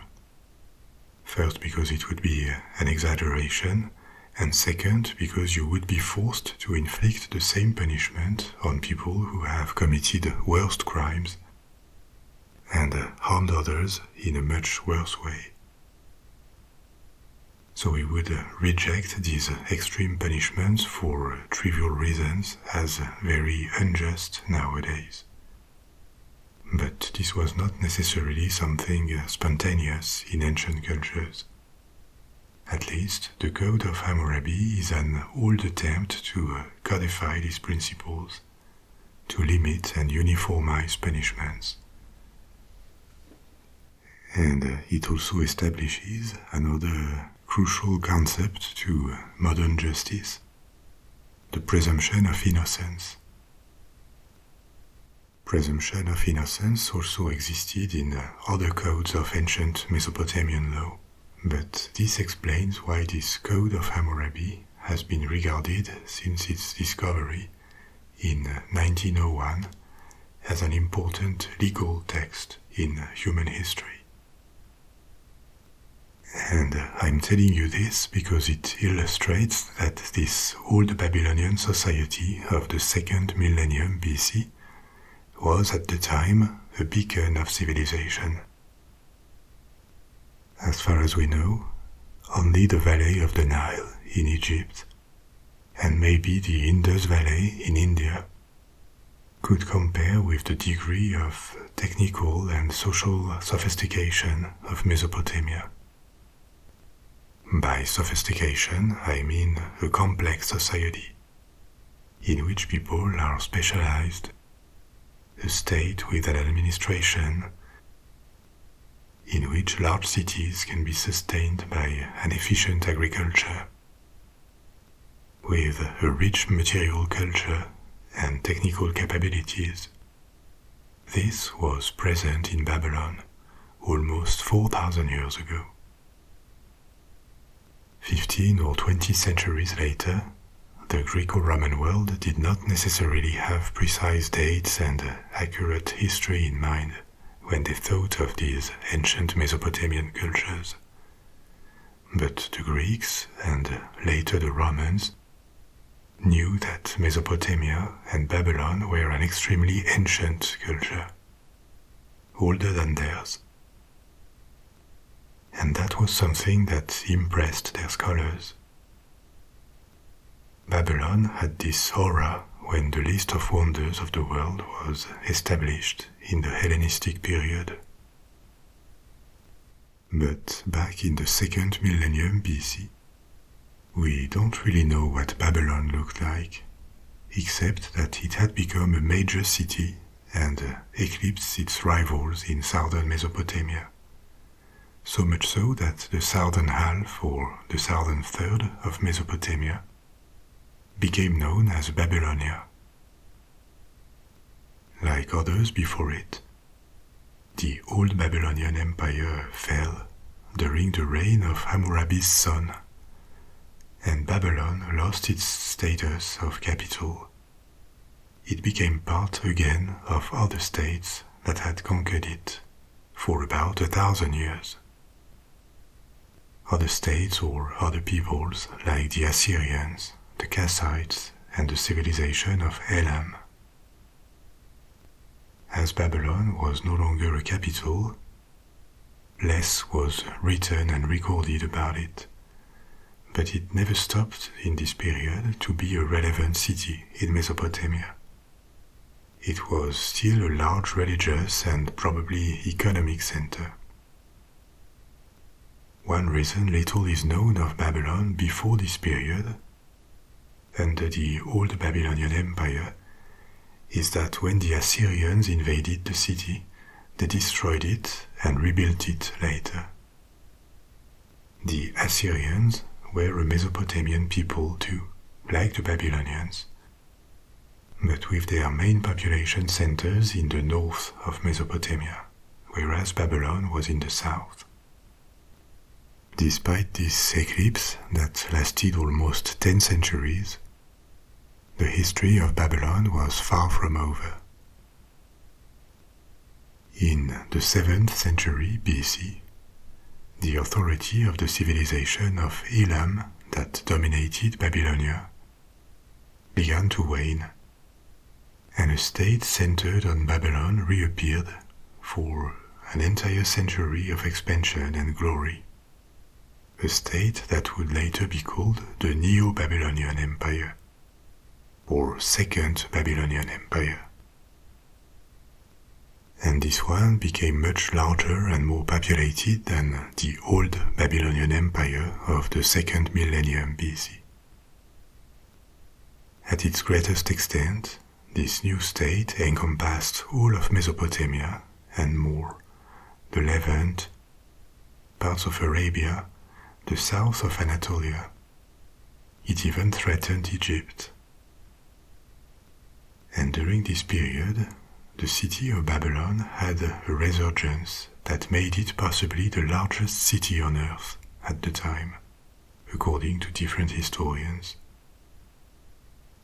Its population could have come close to about 200,000. This figure was enormous in antiquity, because it meant food surpluses for 200,000 people had to be produced, and only the capital of a rich region, a political and economic center, could reach such a size. Only Rome and Chinese cities would later surpass this size. But by the 7th and 6th centuries BC, Babylon had made a comeback and was probably wealthier, larger, and more powerful than ever before. It is this Babylon, the capital of the Neo-Babylonian Empire, that appeared in the Jewish and Christian scriptures, but not in a very favorable light. In Jewish history, Babylon was an invader, and indeed Babylon invaded the kingdom of Judah, besieged and captured Jerusalem, and deported part of the Jewish population to Mesopotamia. It is believed this deported population was a mix of elites and workers, but depending on the sources, the numbers vary. Judea was not depopulated, but the numbers involved in this exile was significant, probably in the thousands. They were later released following the fall of the Neo-Babylonian Empire, but some would have decided to stay in Mesopotamia. And the communities of Jews that lived in the following centuries in Iran, in Iraq, or the Caucasus that have become very small nowadays, are believed to derive their ancestry for a large part from these Babylonian captives. In Christian scriptures and tradition, Babylon is portrayed as a wicked city, the stereotypical foreign abusive power that mistreats men and offends God, an enemy.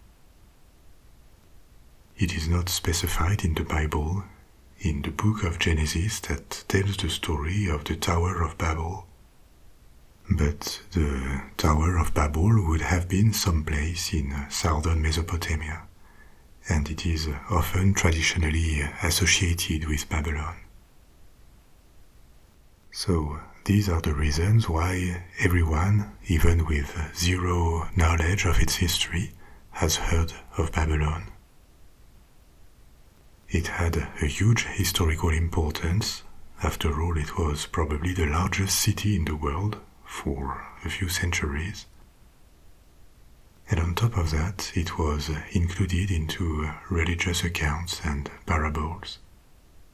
All of this due to what it became during the Neo-Babylonian period of the 7th and 6th centuries BC.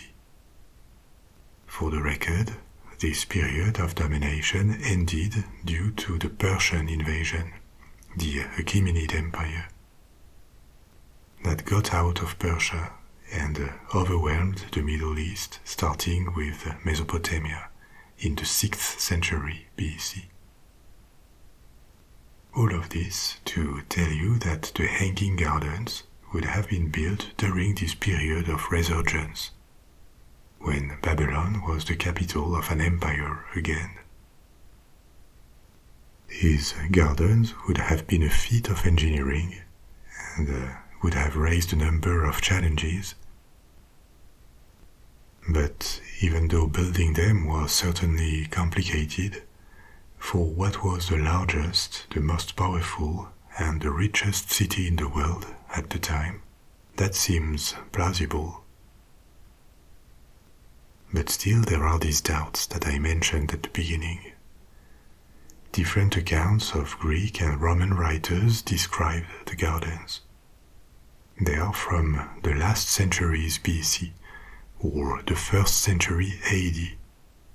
That is to say, 400 or 500 years after the supposed building of the gardens. Not impossible, because even after its fall as a capital, Babylon remained a major city. It was turned into a provincial capital of the Persian Empire, the capital of a satrapy, and it retained some of its wealth and importance. So the gardens could have been maintained. But as I told you at the beginning, there is no known contemporary sources from Babylonia about these gardens, which is the biggest question mark surrounding their existence. These classical Greco-Roman authors describe the gardens differently. Some say they were a square building with terraces on different levels, on which trees and other plants had been planted. The foliage would have covered these terraces, and together with the ceramic tiles that covered the columns and the guardrails, this would have created a beautiful sight. Others talk about it more like an artificial mountain, also with terraces covered in vegetation.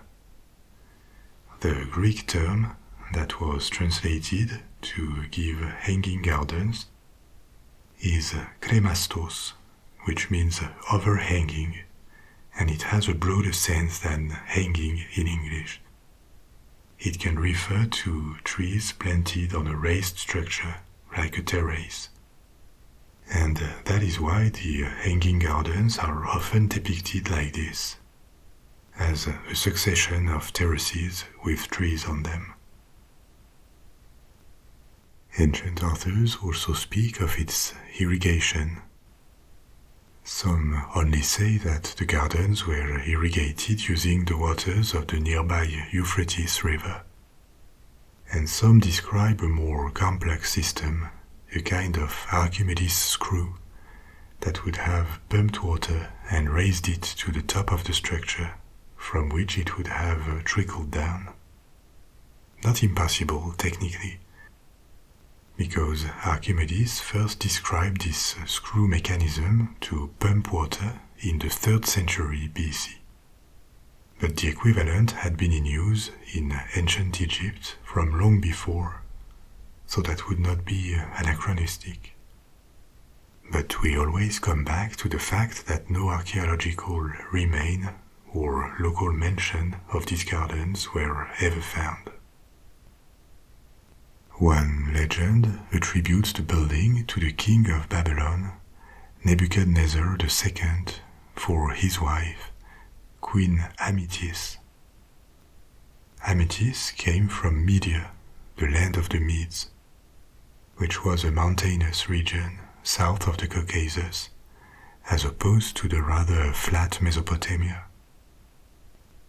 And the legend says that Amytis was homesick. She missed the green mountains of her native land, which would have decided Nebuchadnezzar II to build this artificial green mountain for her, to make her happy again. Another legend attributes the gardens to a mythical queen called Semiramis, who would have occupied the throne of Assyria, not Babylonia. Semiramis is legendary. She is not a documented historical figure.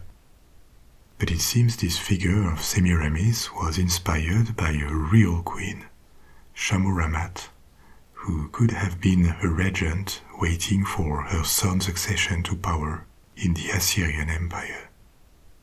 And possibly from this real historical figure, Persian and Armenian tradition would have created this mythical figure of Semiramis. So no one seriously believes that Semiramis could have ordered the construction of the Hanging Gardens in Babylon, which at the time of Shamuramat was only a city among others of the Assyrian Empire. But after all, Babylon was already a relatively important city within the Assyrian Empire. And if the gardens had existed, they could have been built or started to be built before the appearance of the Neo-Babylonian Empire. So were the gardens real or invented as a kind of poetic creation inspired by Mesopotamian gardens in general? Maybe the truth is somewhere in between. We cannot rule out that the gardens were real, because the absence of Babylonian records or of ruins is not definitive proof. Records can disappear, and the site of Babylon and its ruins no longer looks like it did 2500 years ago.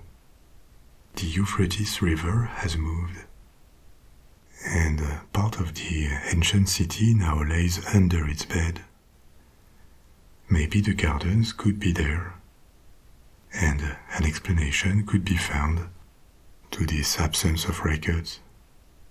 For example, that there were terraces with plants in different places around Babylon, on palaces and houses, which would have impressed travelers and inspired these accounts of hanging gardens.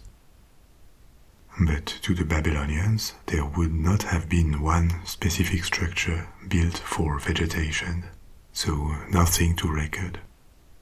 On the other hand, not having proof of the existence of the gardens and relying exclusively on accounts that were written several centuries after their supposed building is also very suspicious. But another possibility is that there was a confusion about the location. It has been suggested that maybe tradition had mixed up the hypothetical gardens of Babylon with real and well-documented Assyrian gardens that existed in the capital and the largest city of the Assyrian Empire, Nineveh. The Assyrian Empire came before the resurgence of Babylon, and prior to the Neo-Babylonian state, Nineveh was the largest city of the Assyrian state. In Nineveh, one of the last kings of Assyria, Sennacherib, constructed large gardens that were irrigated by a vast system of aqueducts, canals, and dams. The remains of these are relatively well known, and it seems these gardens of Sennacherib were very impressive at the time. They also lasted long enough for the Greeks to discover them at the time of Alexander the Great's invasion of Mesopotamia. And from there, the reputation of spectacular Mesopotamian gardens could have been established across the Hellenistic world. Here again, there is no definitive proof, but that could make sense. In any case, the reputation of these gardens was such that they were included in the list of ancient wonders and are probably the most famous of these wonders, together with the Great Pyramid of Giza. I told you before that the Neo-Babylonian Empire had fallen to the Persian invasion. That was the end of Babylon as a capital, but the city did not disappear and remained a major urban center for centuries. Under Persian rule, then Greek, then Parthian, the new Persian Empire that reappeared in the 3rd century BC. After that, for a short time, Babylon was Roman, then Persian again, this time under the 3rd Persian Empire, the Sassanids, and after that it belonged to Muslim states when the Sassanids were conquered by the Arabs and Mesopotamia converted to Islam. At this point, Babylon had declined, and its population shrunk as the large ruins were progressively abandoned. During the Islamic period in the Middle Ages, new cities rose and prospered in the region, especially Baghdad, while Babylon was slowly falling into oblivion. The last mention of Babylon as a populated town is from the 11th century, and it says that at this point it was a small village, probably existing in the middle of enormous ruins. After that, no more signs of occupation. The sand had covered the ruins of ancient palaces, gates, and maybe the remains of the hanging gardens, if they ever existed in Babylon.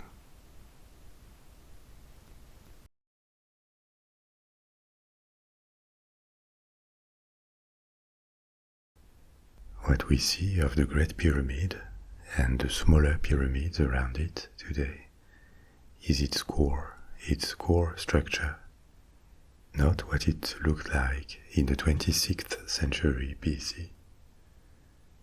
Back then, when it was brand new and for centuries, the pyramid was covered in smooth, white limestone casing, which made it not only shiny, but also taller than today.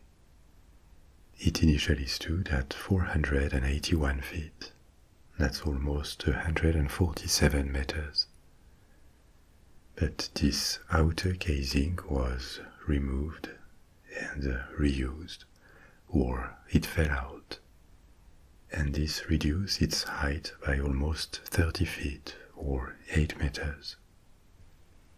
But still, it remained the tallest man-made structure in the world for more than 3,500 years.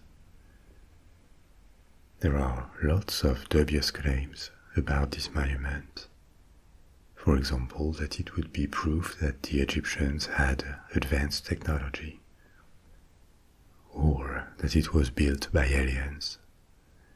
This is not what we are going to discuss tonight, because these stories about the Great Pyramid are baseless. The pyramids are enormous piles of stones.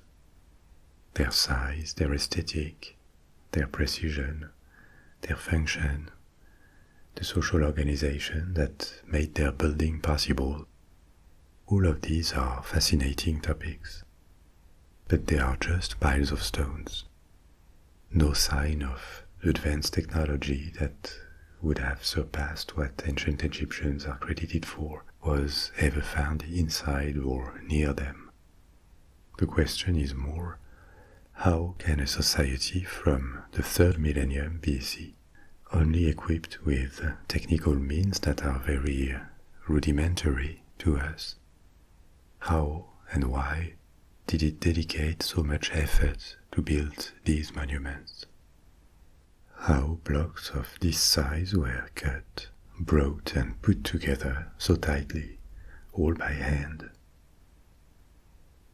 Collectively, and despite the loss of mass of the Great Pyramid over the centuries, these blocks represent 92 million cubic feet. That's 2.6 million cubic meters. What were the challenges that architects and workers had to face? And how did they build the pyramid? This is what we are going to examine. We will also visit the inside of the Great Pyramid, and obviously, because it is inseparable, we will talk about Khufu, the pharaoh for whom the pyramid was built. So to begin with, who was Khufu, also known as Cheops? He was the 2nd pharaoh of the 4th dynasty of ancient Egypt, at a time when Egypt had been unified, north and south, for generations already, and already had an old culture and ancient traditions, but very few of the iconic monuments that represent this civilization nowadays. Khufu succeeded his father, Sneferu, and ruled for a long time, at least 26 years, and possibly up to 46 years, according to modern historians. He could have commissioned other buildings than the pyramid. He probably did, but they were lost, and the only intact certified portrait of the king is a small figurine that was made long after his death. Other statues and reliefs were found in fragments, which is not surprising for a pharaoh who lived 4.5 millennia ago. We know next to nothing of what happened during his reign, internally and externally. There are inscriptions mentioning the sending of expeditions to find turquoise and copper mines, or commercial contracts with the city of Byblos in Lebanon. There are also papyrus fragments found fairly recently, 10 years ago, and dating back 4,500 years, the time of Khufu's reign, that are administrative records, letters sent to the pharaoh that shed light on the administration of Egypt at the time. They confirm the sending of food and supplies to sailors or wharf workers. This is valuable, but doesn't tell much of the events that happened during Khufu's reign. So how can we be sure that this pyramid is his? Actually, it was traditionally attributed to Khufu in ancient Egypt, and the first Greek historians wrote about it, endorsing this attribution. But in the Middle Ages, a number of other people were credited with the construction. For example, Nimrod, a biblical figure described as a king in Mesopotamia, or King Sorid, a legendary king from medieval Coptic and Islamic lore. Coptic means that it belongs to the Copts, and the Copts are a Christian ethnic and religious group from Egypt and Sudan. So when the science of Egyptology formed in the 19th century, it was unsure which pharaoh had built the pyramid. Between all these different claims and the absence of visible inscriptions on the pyramid itself, until 1837, when exploration of the inside revealed new chambers where the workers had marked the blocks with hieroglyphs, graffiti, that gave the names of their gangs, their teams. All these team names referred to Khufu, and later other inscriptions with the name of Khufu were found at a quarry where the blocks came from. Finally, in the 20th century, more discoveries of tombs on the site of Giza confirmed that the pyramid was Khufu's, because his wives, his children and grandchildren, and also high officials were buried around the site. So there is little doubt at this point that the right attribution was the old one, the one that Greek historians mentioned.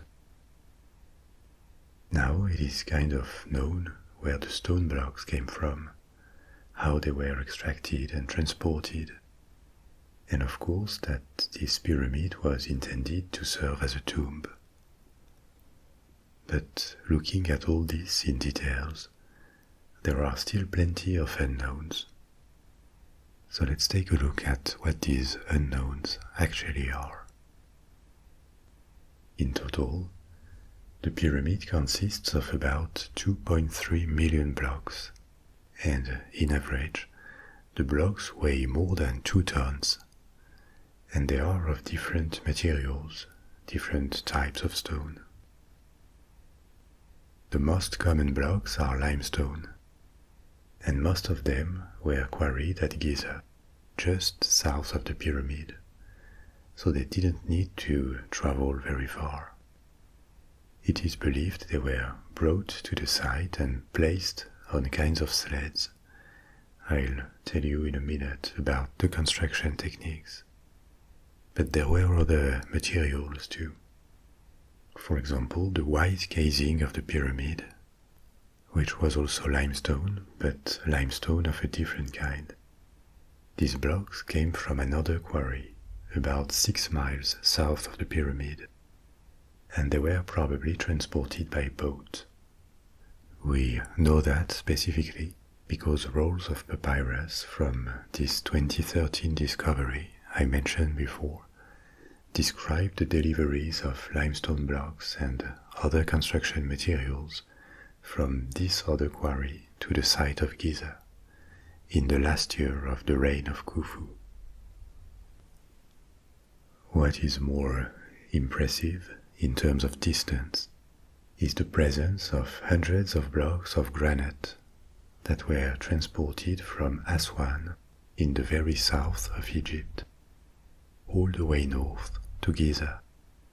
The distance was 900 kilometers or 560 miles, and the largest of these blocks weigh 25 to 80 tons each. Granite is a very hard stone, and these large blocks were used to make different things inside the pyramid, including the roof of a room inside the pyramid called the King's Chamber. We will visit it later, and several other chambers above it called the relieving chambers, because their function was to distribute and bear the weight of the blocks above them and avoid a collapse.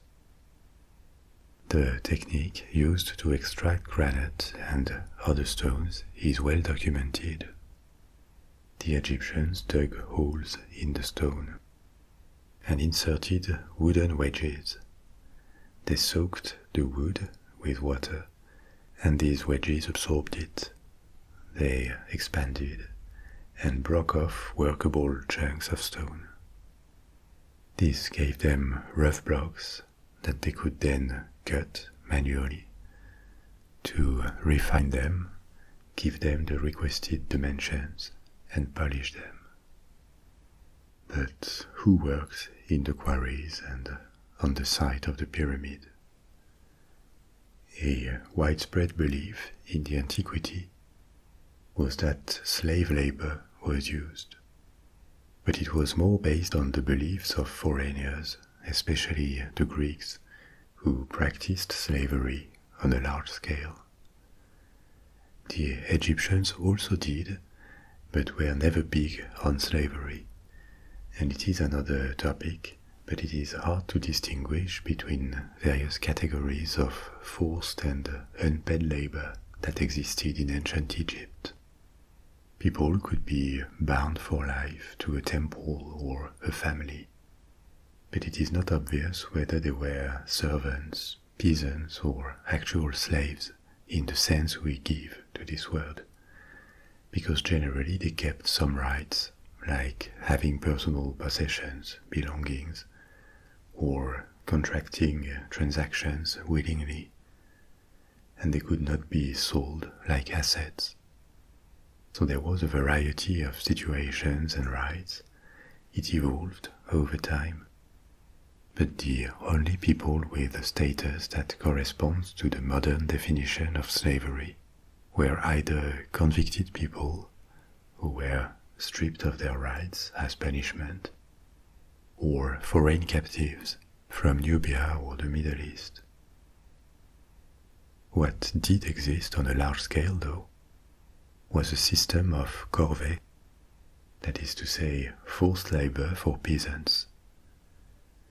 When they didn't need to work in the fields, they could be drafted to become a workforce, or sometimes an army, that served the pharaohs or local nobles. It is believed the majority of Egyptian large monuments were built like this, by conscript laborers. So they left their villages for a few months, and they were sent to Giza or to quarries to work there.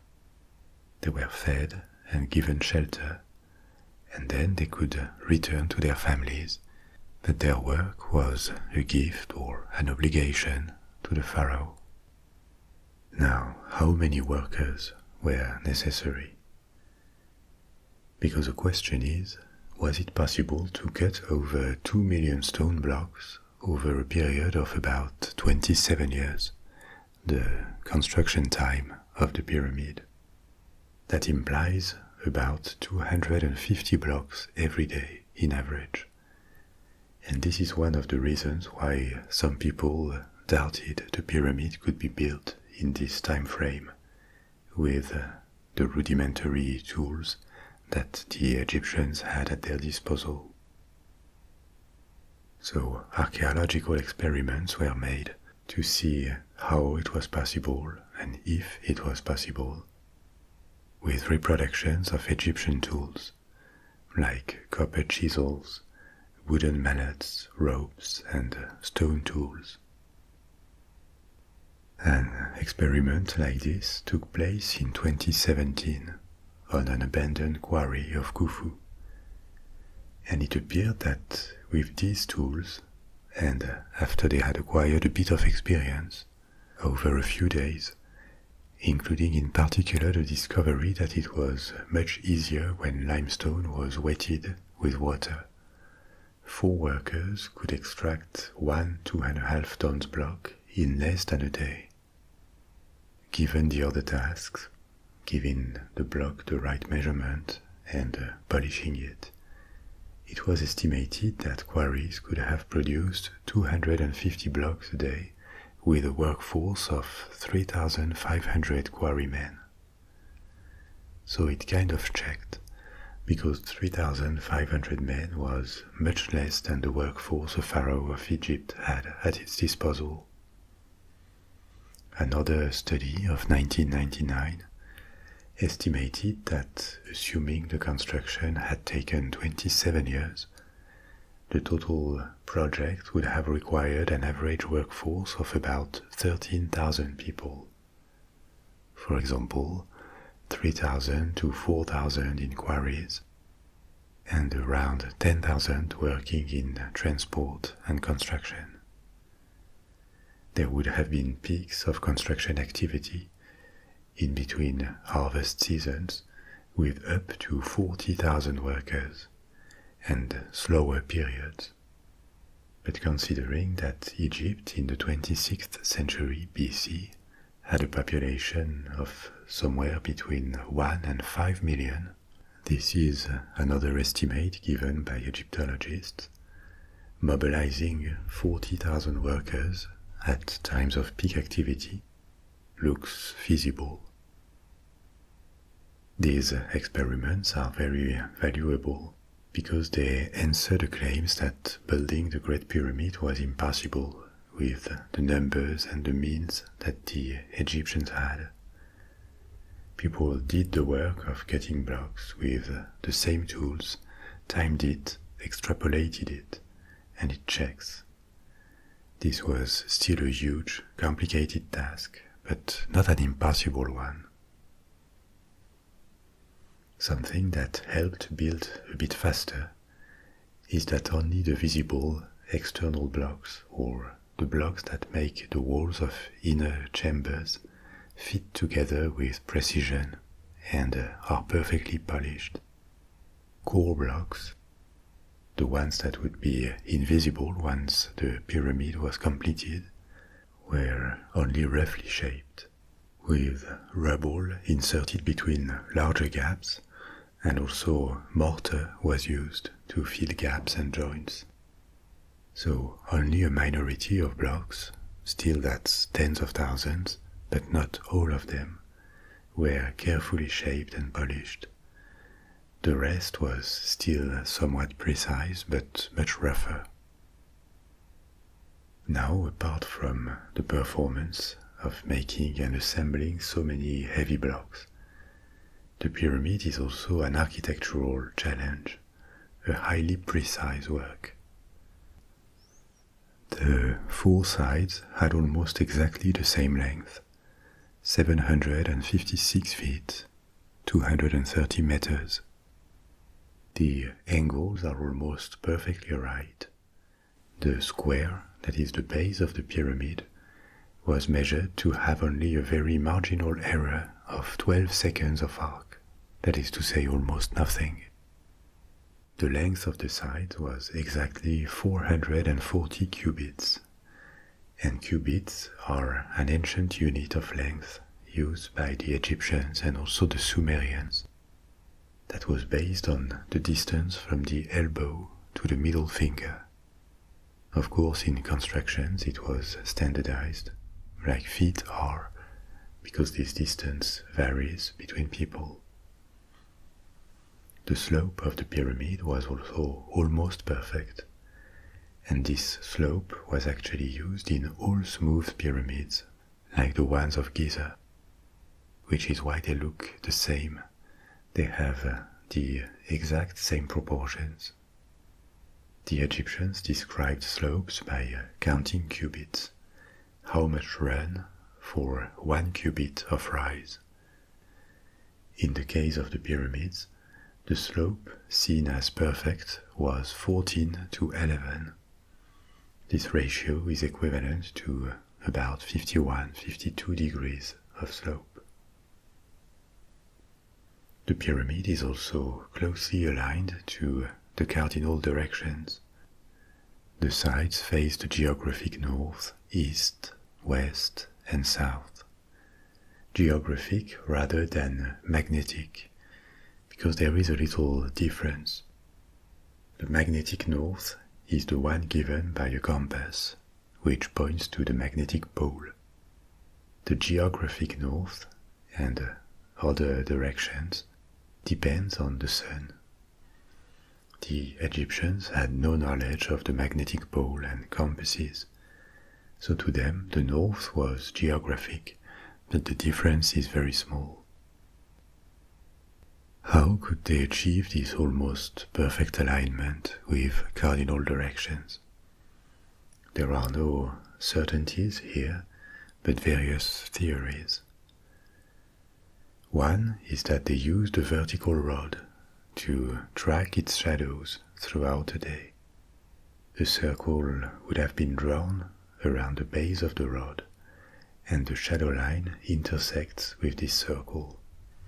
This way they could have gotten an east-west line and positioned the north and the south by drawing another line at a right angle to it. Or another possibility is that they tracked the pole star, which they knew to indicate the north and be almost perfectly fixed in the night sky. Or maybe they did it by tracking two other stars, Mizar and Kocheb, that appeared on a vertical line on the horizon, close to the north, by the middle of the 3rd millennium BC. In any case, they did it with one such method, and with great accuracy for the time. They also probably solved other problems with that kind of simple but astute methods. For example, another hypothesis is that to ensure the base of the pyramid was perfectly flat, they could have filled the square with water and checked the level on each side, like a kind of giant spirit level.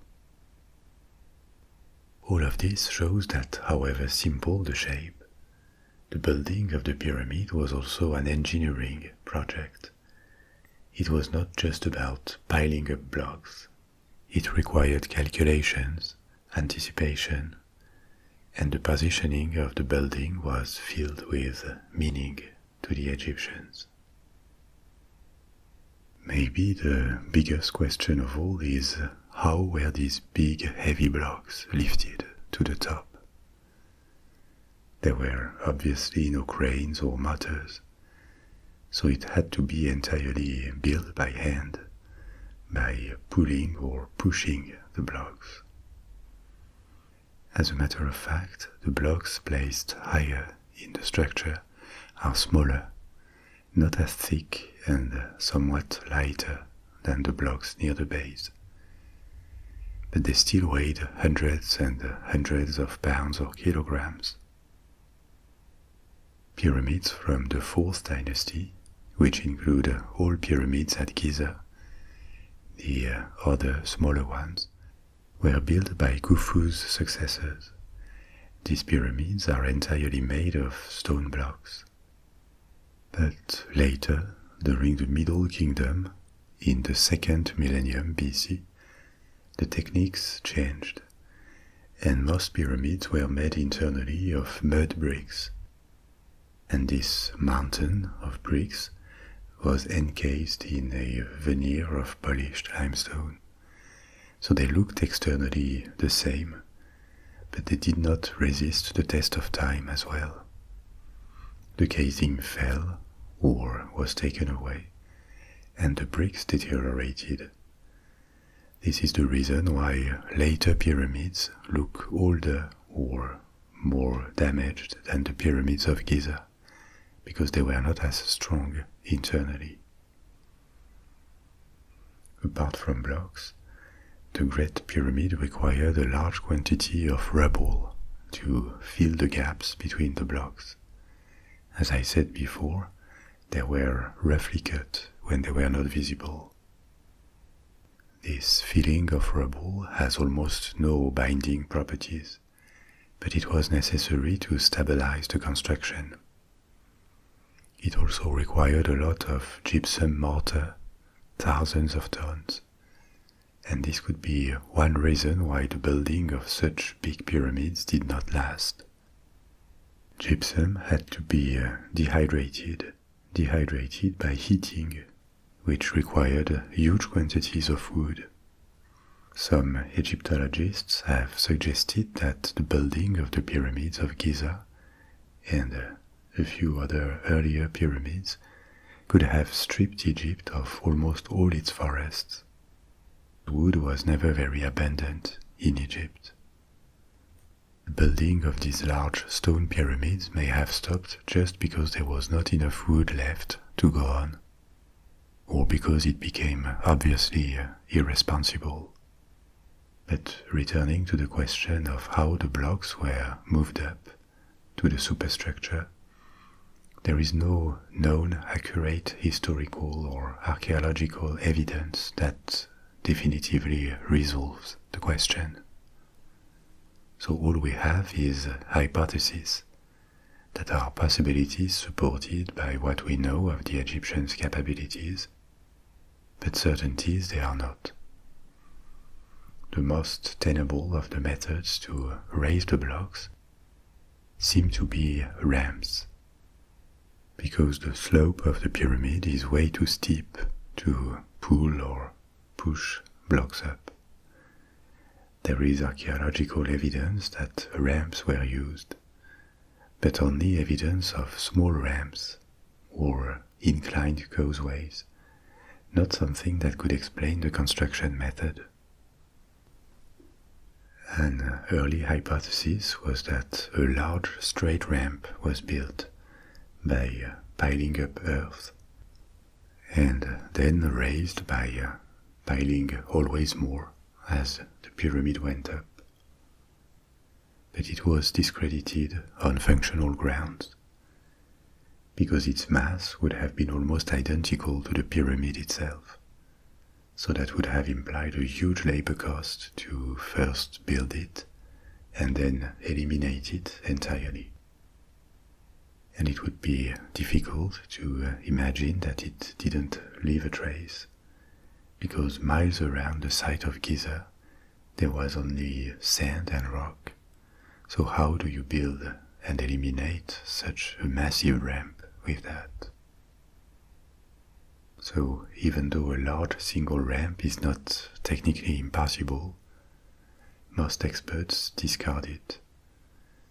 That's the center of the mystery around the building of the pyramid, because other options all have their problems. They include zigzagging ramps leaning on the structure, or spiraling ramps all the way to the top. And again, these are possible, but how do you make them stick to the structure? And is it really optimal to make these very heavy blocks spiral around the structure and ultimately cover a long distance when you need to add, in average, 200 to 300 blocks per day during 27 years? It is documented that the blocks could travel on important distances on sleds that were pulled with water to lubricate the surface and make it easier. But the difficulties with ramps is the reason why it is speculated that the actual lifting of the blocks at the end of their journey could have been made with a levering system, kinds of small wooden cranes, maybe only towards the top of the building, because the upper third of its height represents only 4% of its mass. In that case, a levering system for the highest parts could have been complemented with ramps for lower levels. But the use of levers is not documented. We know that the Egyptians had a levered system for irrigation called the shadoof, which was used to move water easily with minimum effort. But there is no formal proof that a bigger and more solid version of that was used at Giza. Now the pyramid, before the white limestone casing was applied to smooth its surface, had small steps. So maybe a multiplicity of these systems could have lifted the blocks one step at a time. There are more hypotheses that tend to be rejected by the academic mainstream. For example, that there was an internal ramp system, that the pyramid was not built from the ground up, but around the core as a spiraling series of levels, so that the structure of the pyramid itself would have been used as a ramp. This one is often discarded for its complexity and lack of any evidence. It could be technically possible, but it looks like a long shot. Another theory, and this one is widely rejected, was that the Egyptians did not actually bring the blocks. They made them directly on site and on the monument with a kind of limestone concrete. What we would take for blocks would actually be concrete.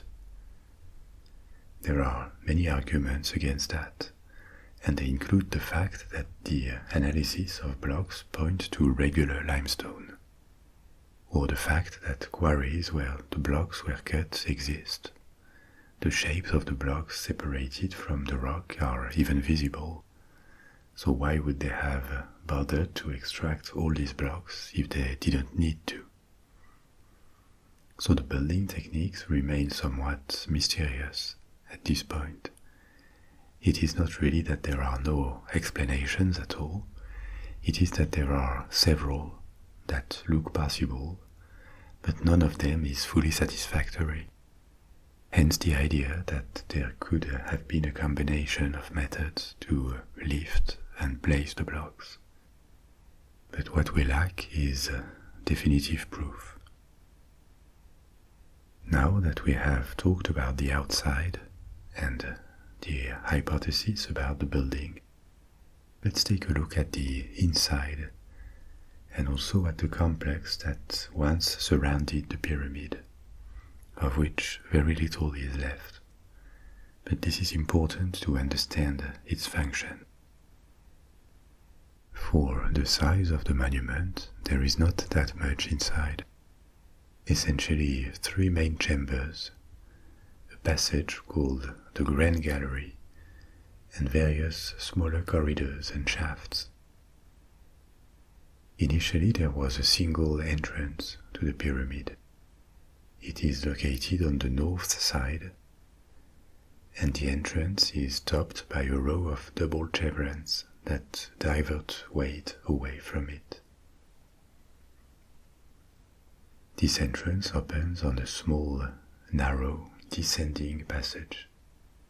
The entrance is about 56 feet or 17 meters above ground, above the base level, and this passage inside descends approximately to the base level before starting to rise. But a second entrance, called the Robber's Tunnel, was dug at a lower level than the main entrance, and this passage, dug in stone, rejoins with the descending passage. It is not known exactly when this tunnel was dug, possibly during the time of ancient Egypt or after, but it was already here in the Middle Ages.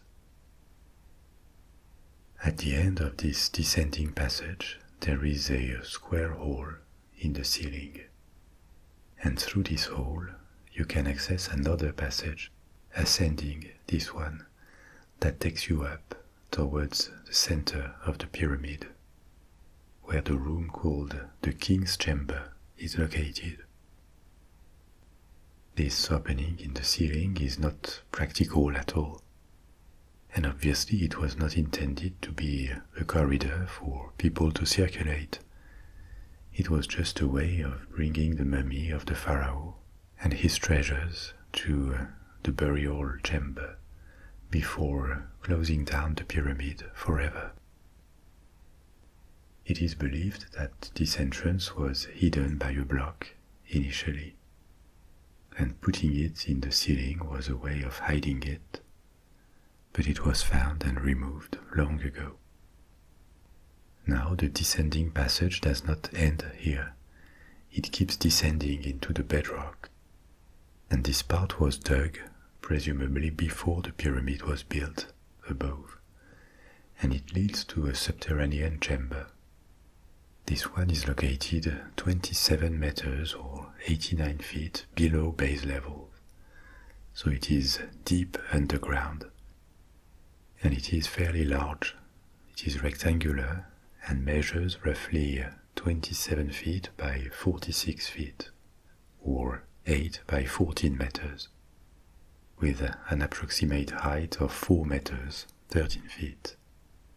This size contrasts with other chambers and even more with all the corridors and passages, which are very narrow. This was not necessarily a choice. The weight of the pyramid is such that you just cannot have large void inside. But in this underground chamber, deep into the bedrock, it was possible. The exact function of this underground chamber is unknown. If there was something here, it was taken away long ago, because this chamber was already well known in the antiquity. Greek authors like Herodotus mentioned it, and it was already empty back then. It has been suggested that it could have been the intended burial chamber for Khufu, but that it would have been abandoned during the construction for the other chamber located up the king's chamber. So returning to where the ascending passage began, if we take it on about 40 meters of distance, moving upward inside the pyramid, we reach a point where we can either keep going up and enter a narrow but very high gallery called the Grand Gallery, or we can take a horizontal passage. The Grand Gallery leads to the King's Chamber, whereas the horizontal passage leads to a room called the Queen's Chamber. It is called the Queen's Chamber, but its function is unknown. Actually, kings and queens in ancient Egypt could be buried on the same site, but not in the same tomb. So the function of this room is unknown, and it was also found empty. It had been reached by looters long ago. This Queen's Chamber is located exactly halfway between the north and south faces of the pyramid. It is obvious that having this room was planned all along. It was not dug in blocks, but it was paved and walled. And it has a pointed roof, here again most probably to distribute weight above it. Going back along the horizontal passage and rising through the Grand Gallery, we can reach the King's Chamber. This Grand Gallery is impressive. It is narrow and gets narrower as we go up. Its width decreases from 7 feet or 2 meters at the start to only 3.5 feet or 1 meter at the end. But the ceiling is 28 feet high, so in the complete darkness of the pyramid, it was too far, too high to be seen. At the end of the gallery is the last line of defense of the King's Chamber, an antechamber that was designed to house portcullis blocking stones. 3 large granite stones, doors, were placed in slots and dropped supposedly after the pharaoh was buried. The portcullis stones were thick, about 20 inches or 50 centimeters thick each one. But they obviously were not enough, because they could still be destroyed, and they were. And also the antechamber had a design flaw. A space was left above these big stones, between their top and the ceiling, so they could be circumvented, except the last one. Crossing this antechamber, we finally reach the King's Chamber, which is located about halfway between the base and the top of the pyramid. It was found empty, with only a broken stone sarcophagus, where supposedly the mummy of Khufu was one day placed, probably surrounded with the artifacts and the treasures that would accompany him in the afterlife. But all was looted long ago, during the antiquity. Above the roof of the king's chamber, there are 5 compartments that were presumably intended to safeguard the king's chamber from the possibility of the roof collapsing. This is why these compartments were called relieving chambers. It is in these compartments that these graffiti left by workers were discovered in the 19th century, helping to attribute the pyramid to Khufu. I told you before that after Khufu, the size of pyramids decreased. The rest of the site of Giza, which has 3 main pyramids and smaller ones, was built over approximately a century. But the other ones are smaller. And after the 4th dynasty, the size of pyramids decreased, and these cores of stone blocks were replaced by bricks. The 4th dynasty was during the Old Kingdom. By the Middle Kingdom, the practice of building pyramids declined over time, and during the New Kingdom, in the 2nd millennium BC, the second half of the millennium, pharaohs and nobles were buried, preferably, in underground tombs that still required work, but nothing near the building of a pyramid, like Khufu's. So why did they stop building pyramids? There may not be a single reason, but it is likely that this practice became unsustainable for Egypt as a country and as a society. Maybe for ecological reasons. I mentioned before that wood consumption, especially as fuel to make mortar, was huge in a country with few wood. And maybe also for social reasons. Pharaohs may have been seen as living gods, but maybe there was so much a society was ready to accept to honor them. Pharaohs kept building, but they increasingly invested in temples or smaller monuments that may have been seen as more useful and more acceptable. In any case, there was also a temple associated to the pyramid, presumably dedicated to the cult of Khufu after his death. It stood on the east side of the pyramid and has almost entirely disappeared. And there was also a causeway that linked the pyramid to the river. Only a few remnants of it remain.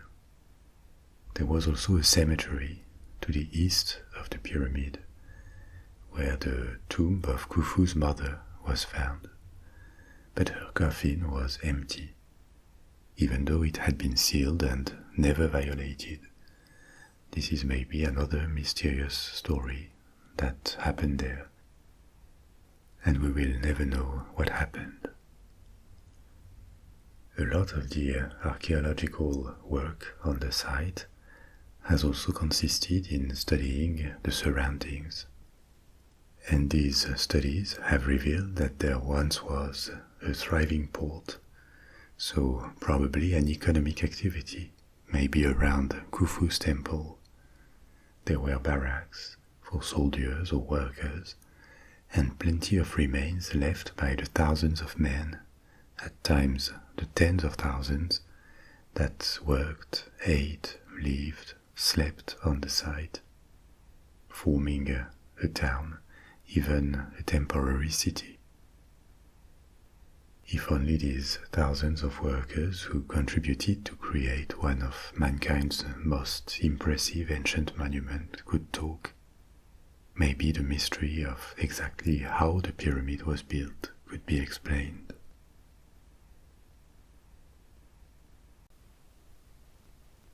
We have reached the end of tonight's story. You may now fall asleep or pick another story from my library if you don't feel sleepy yet. I'll be back soon with another one. Sleep well. Sweet dreams. Au revoir.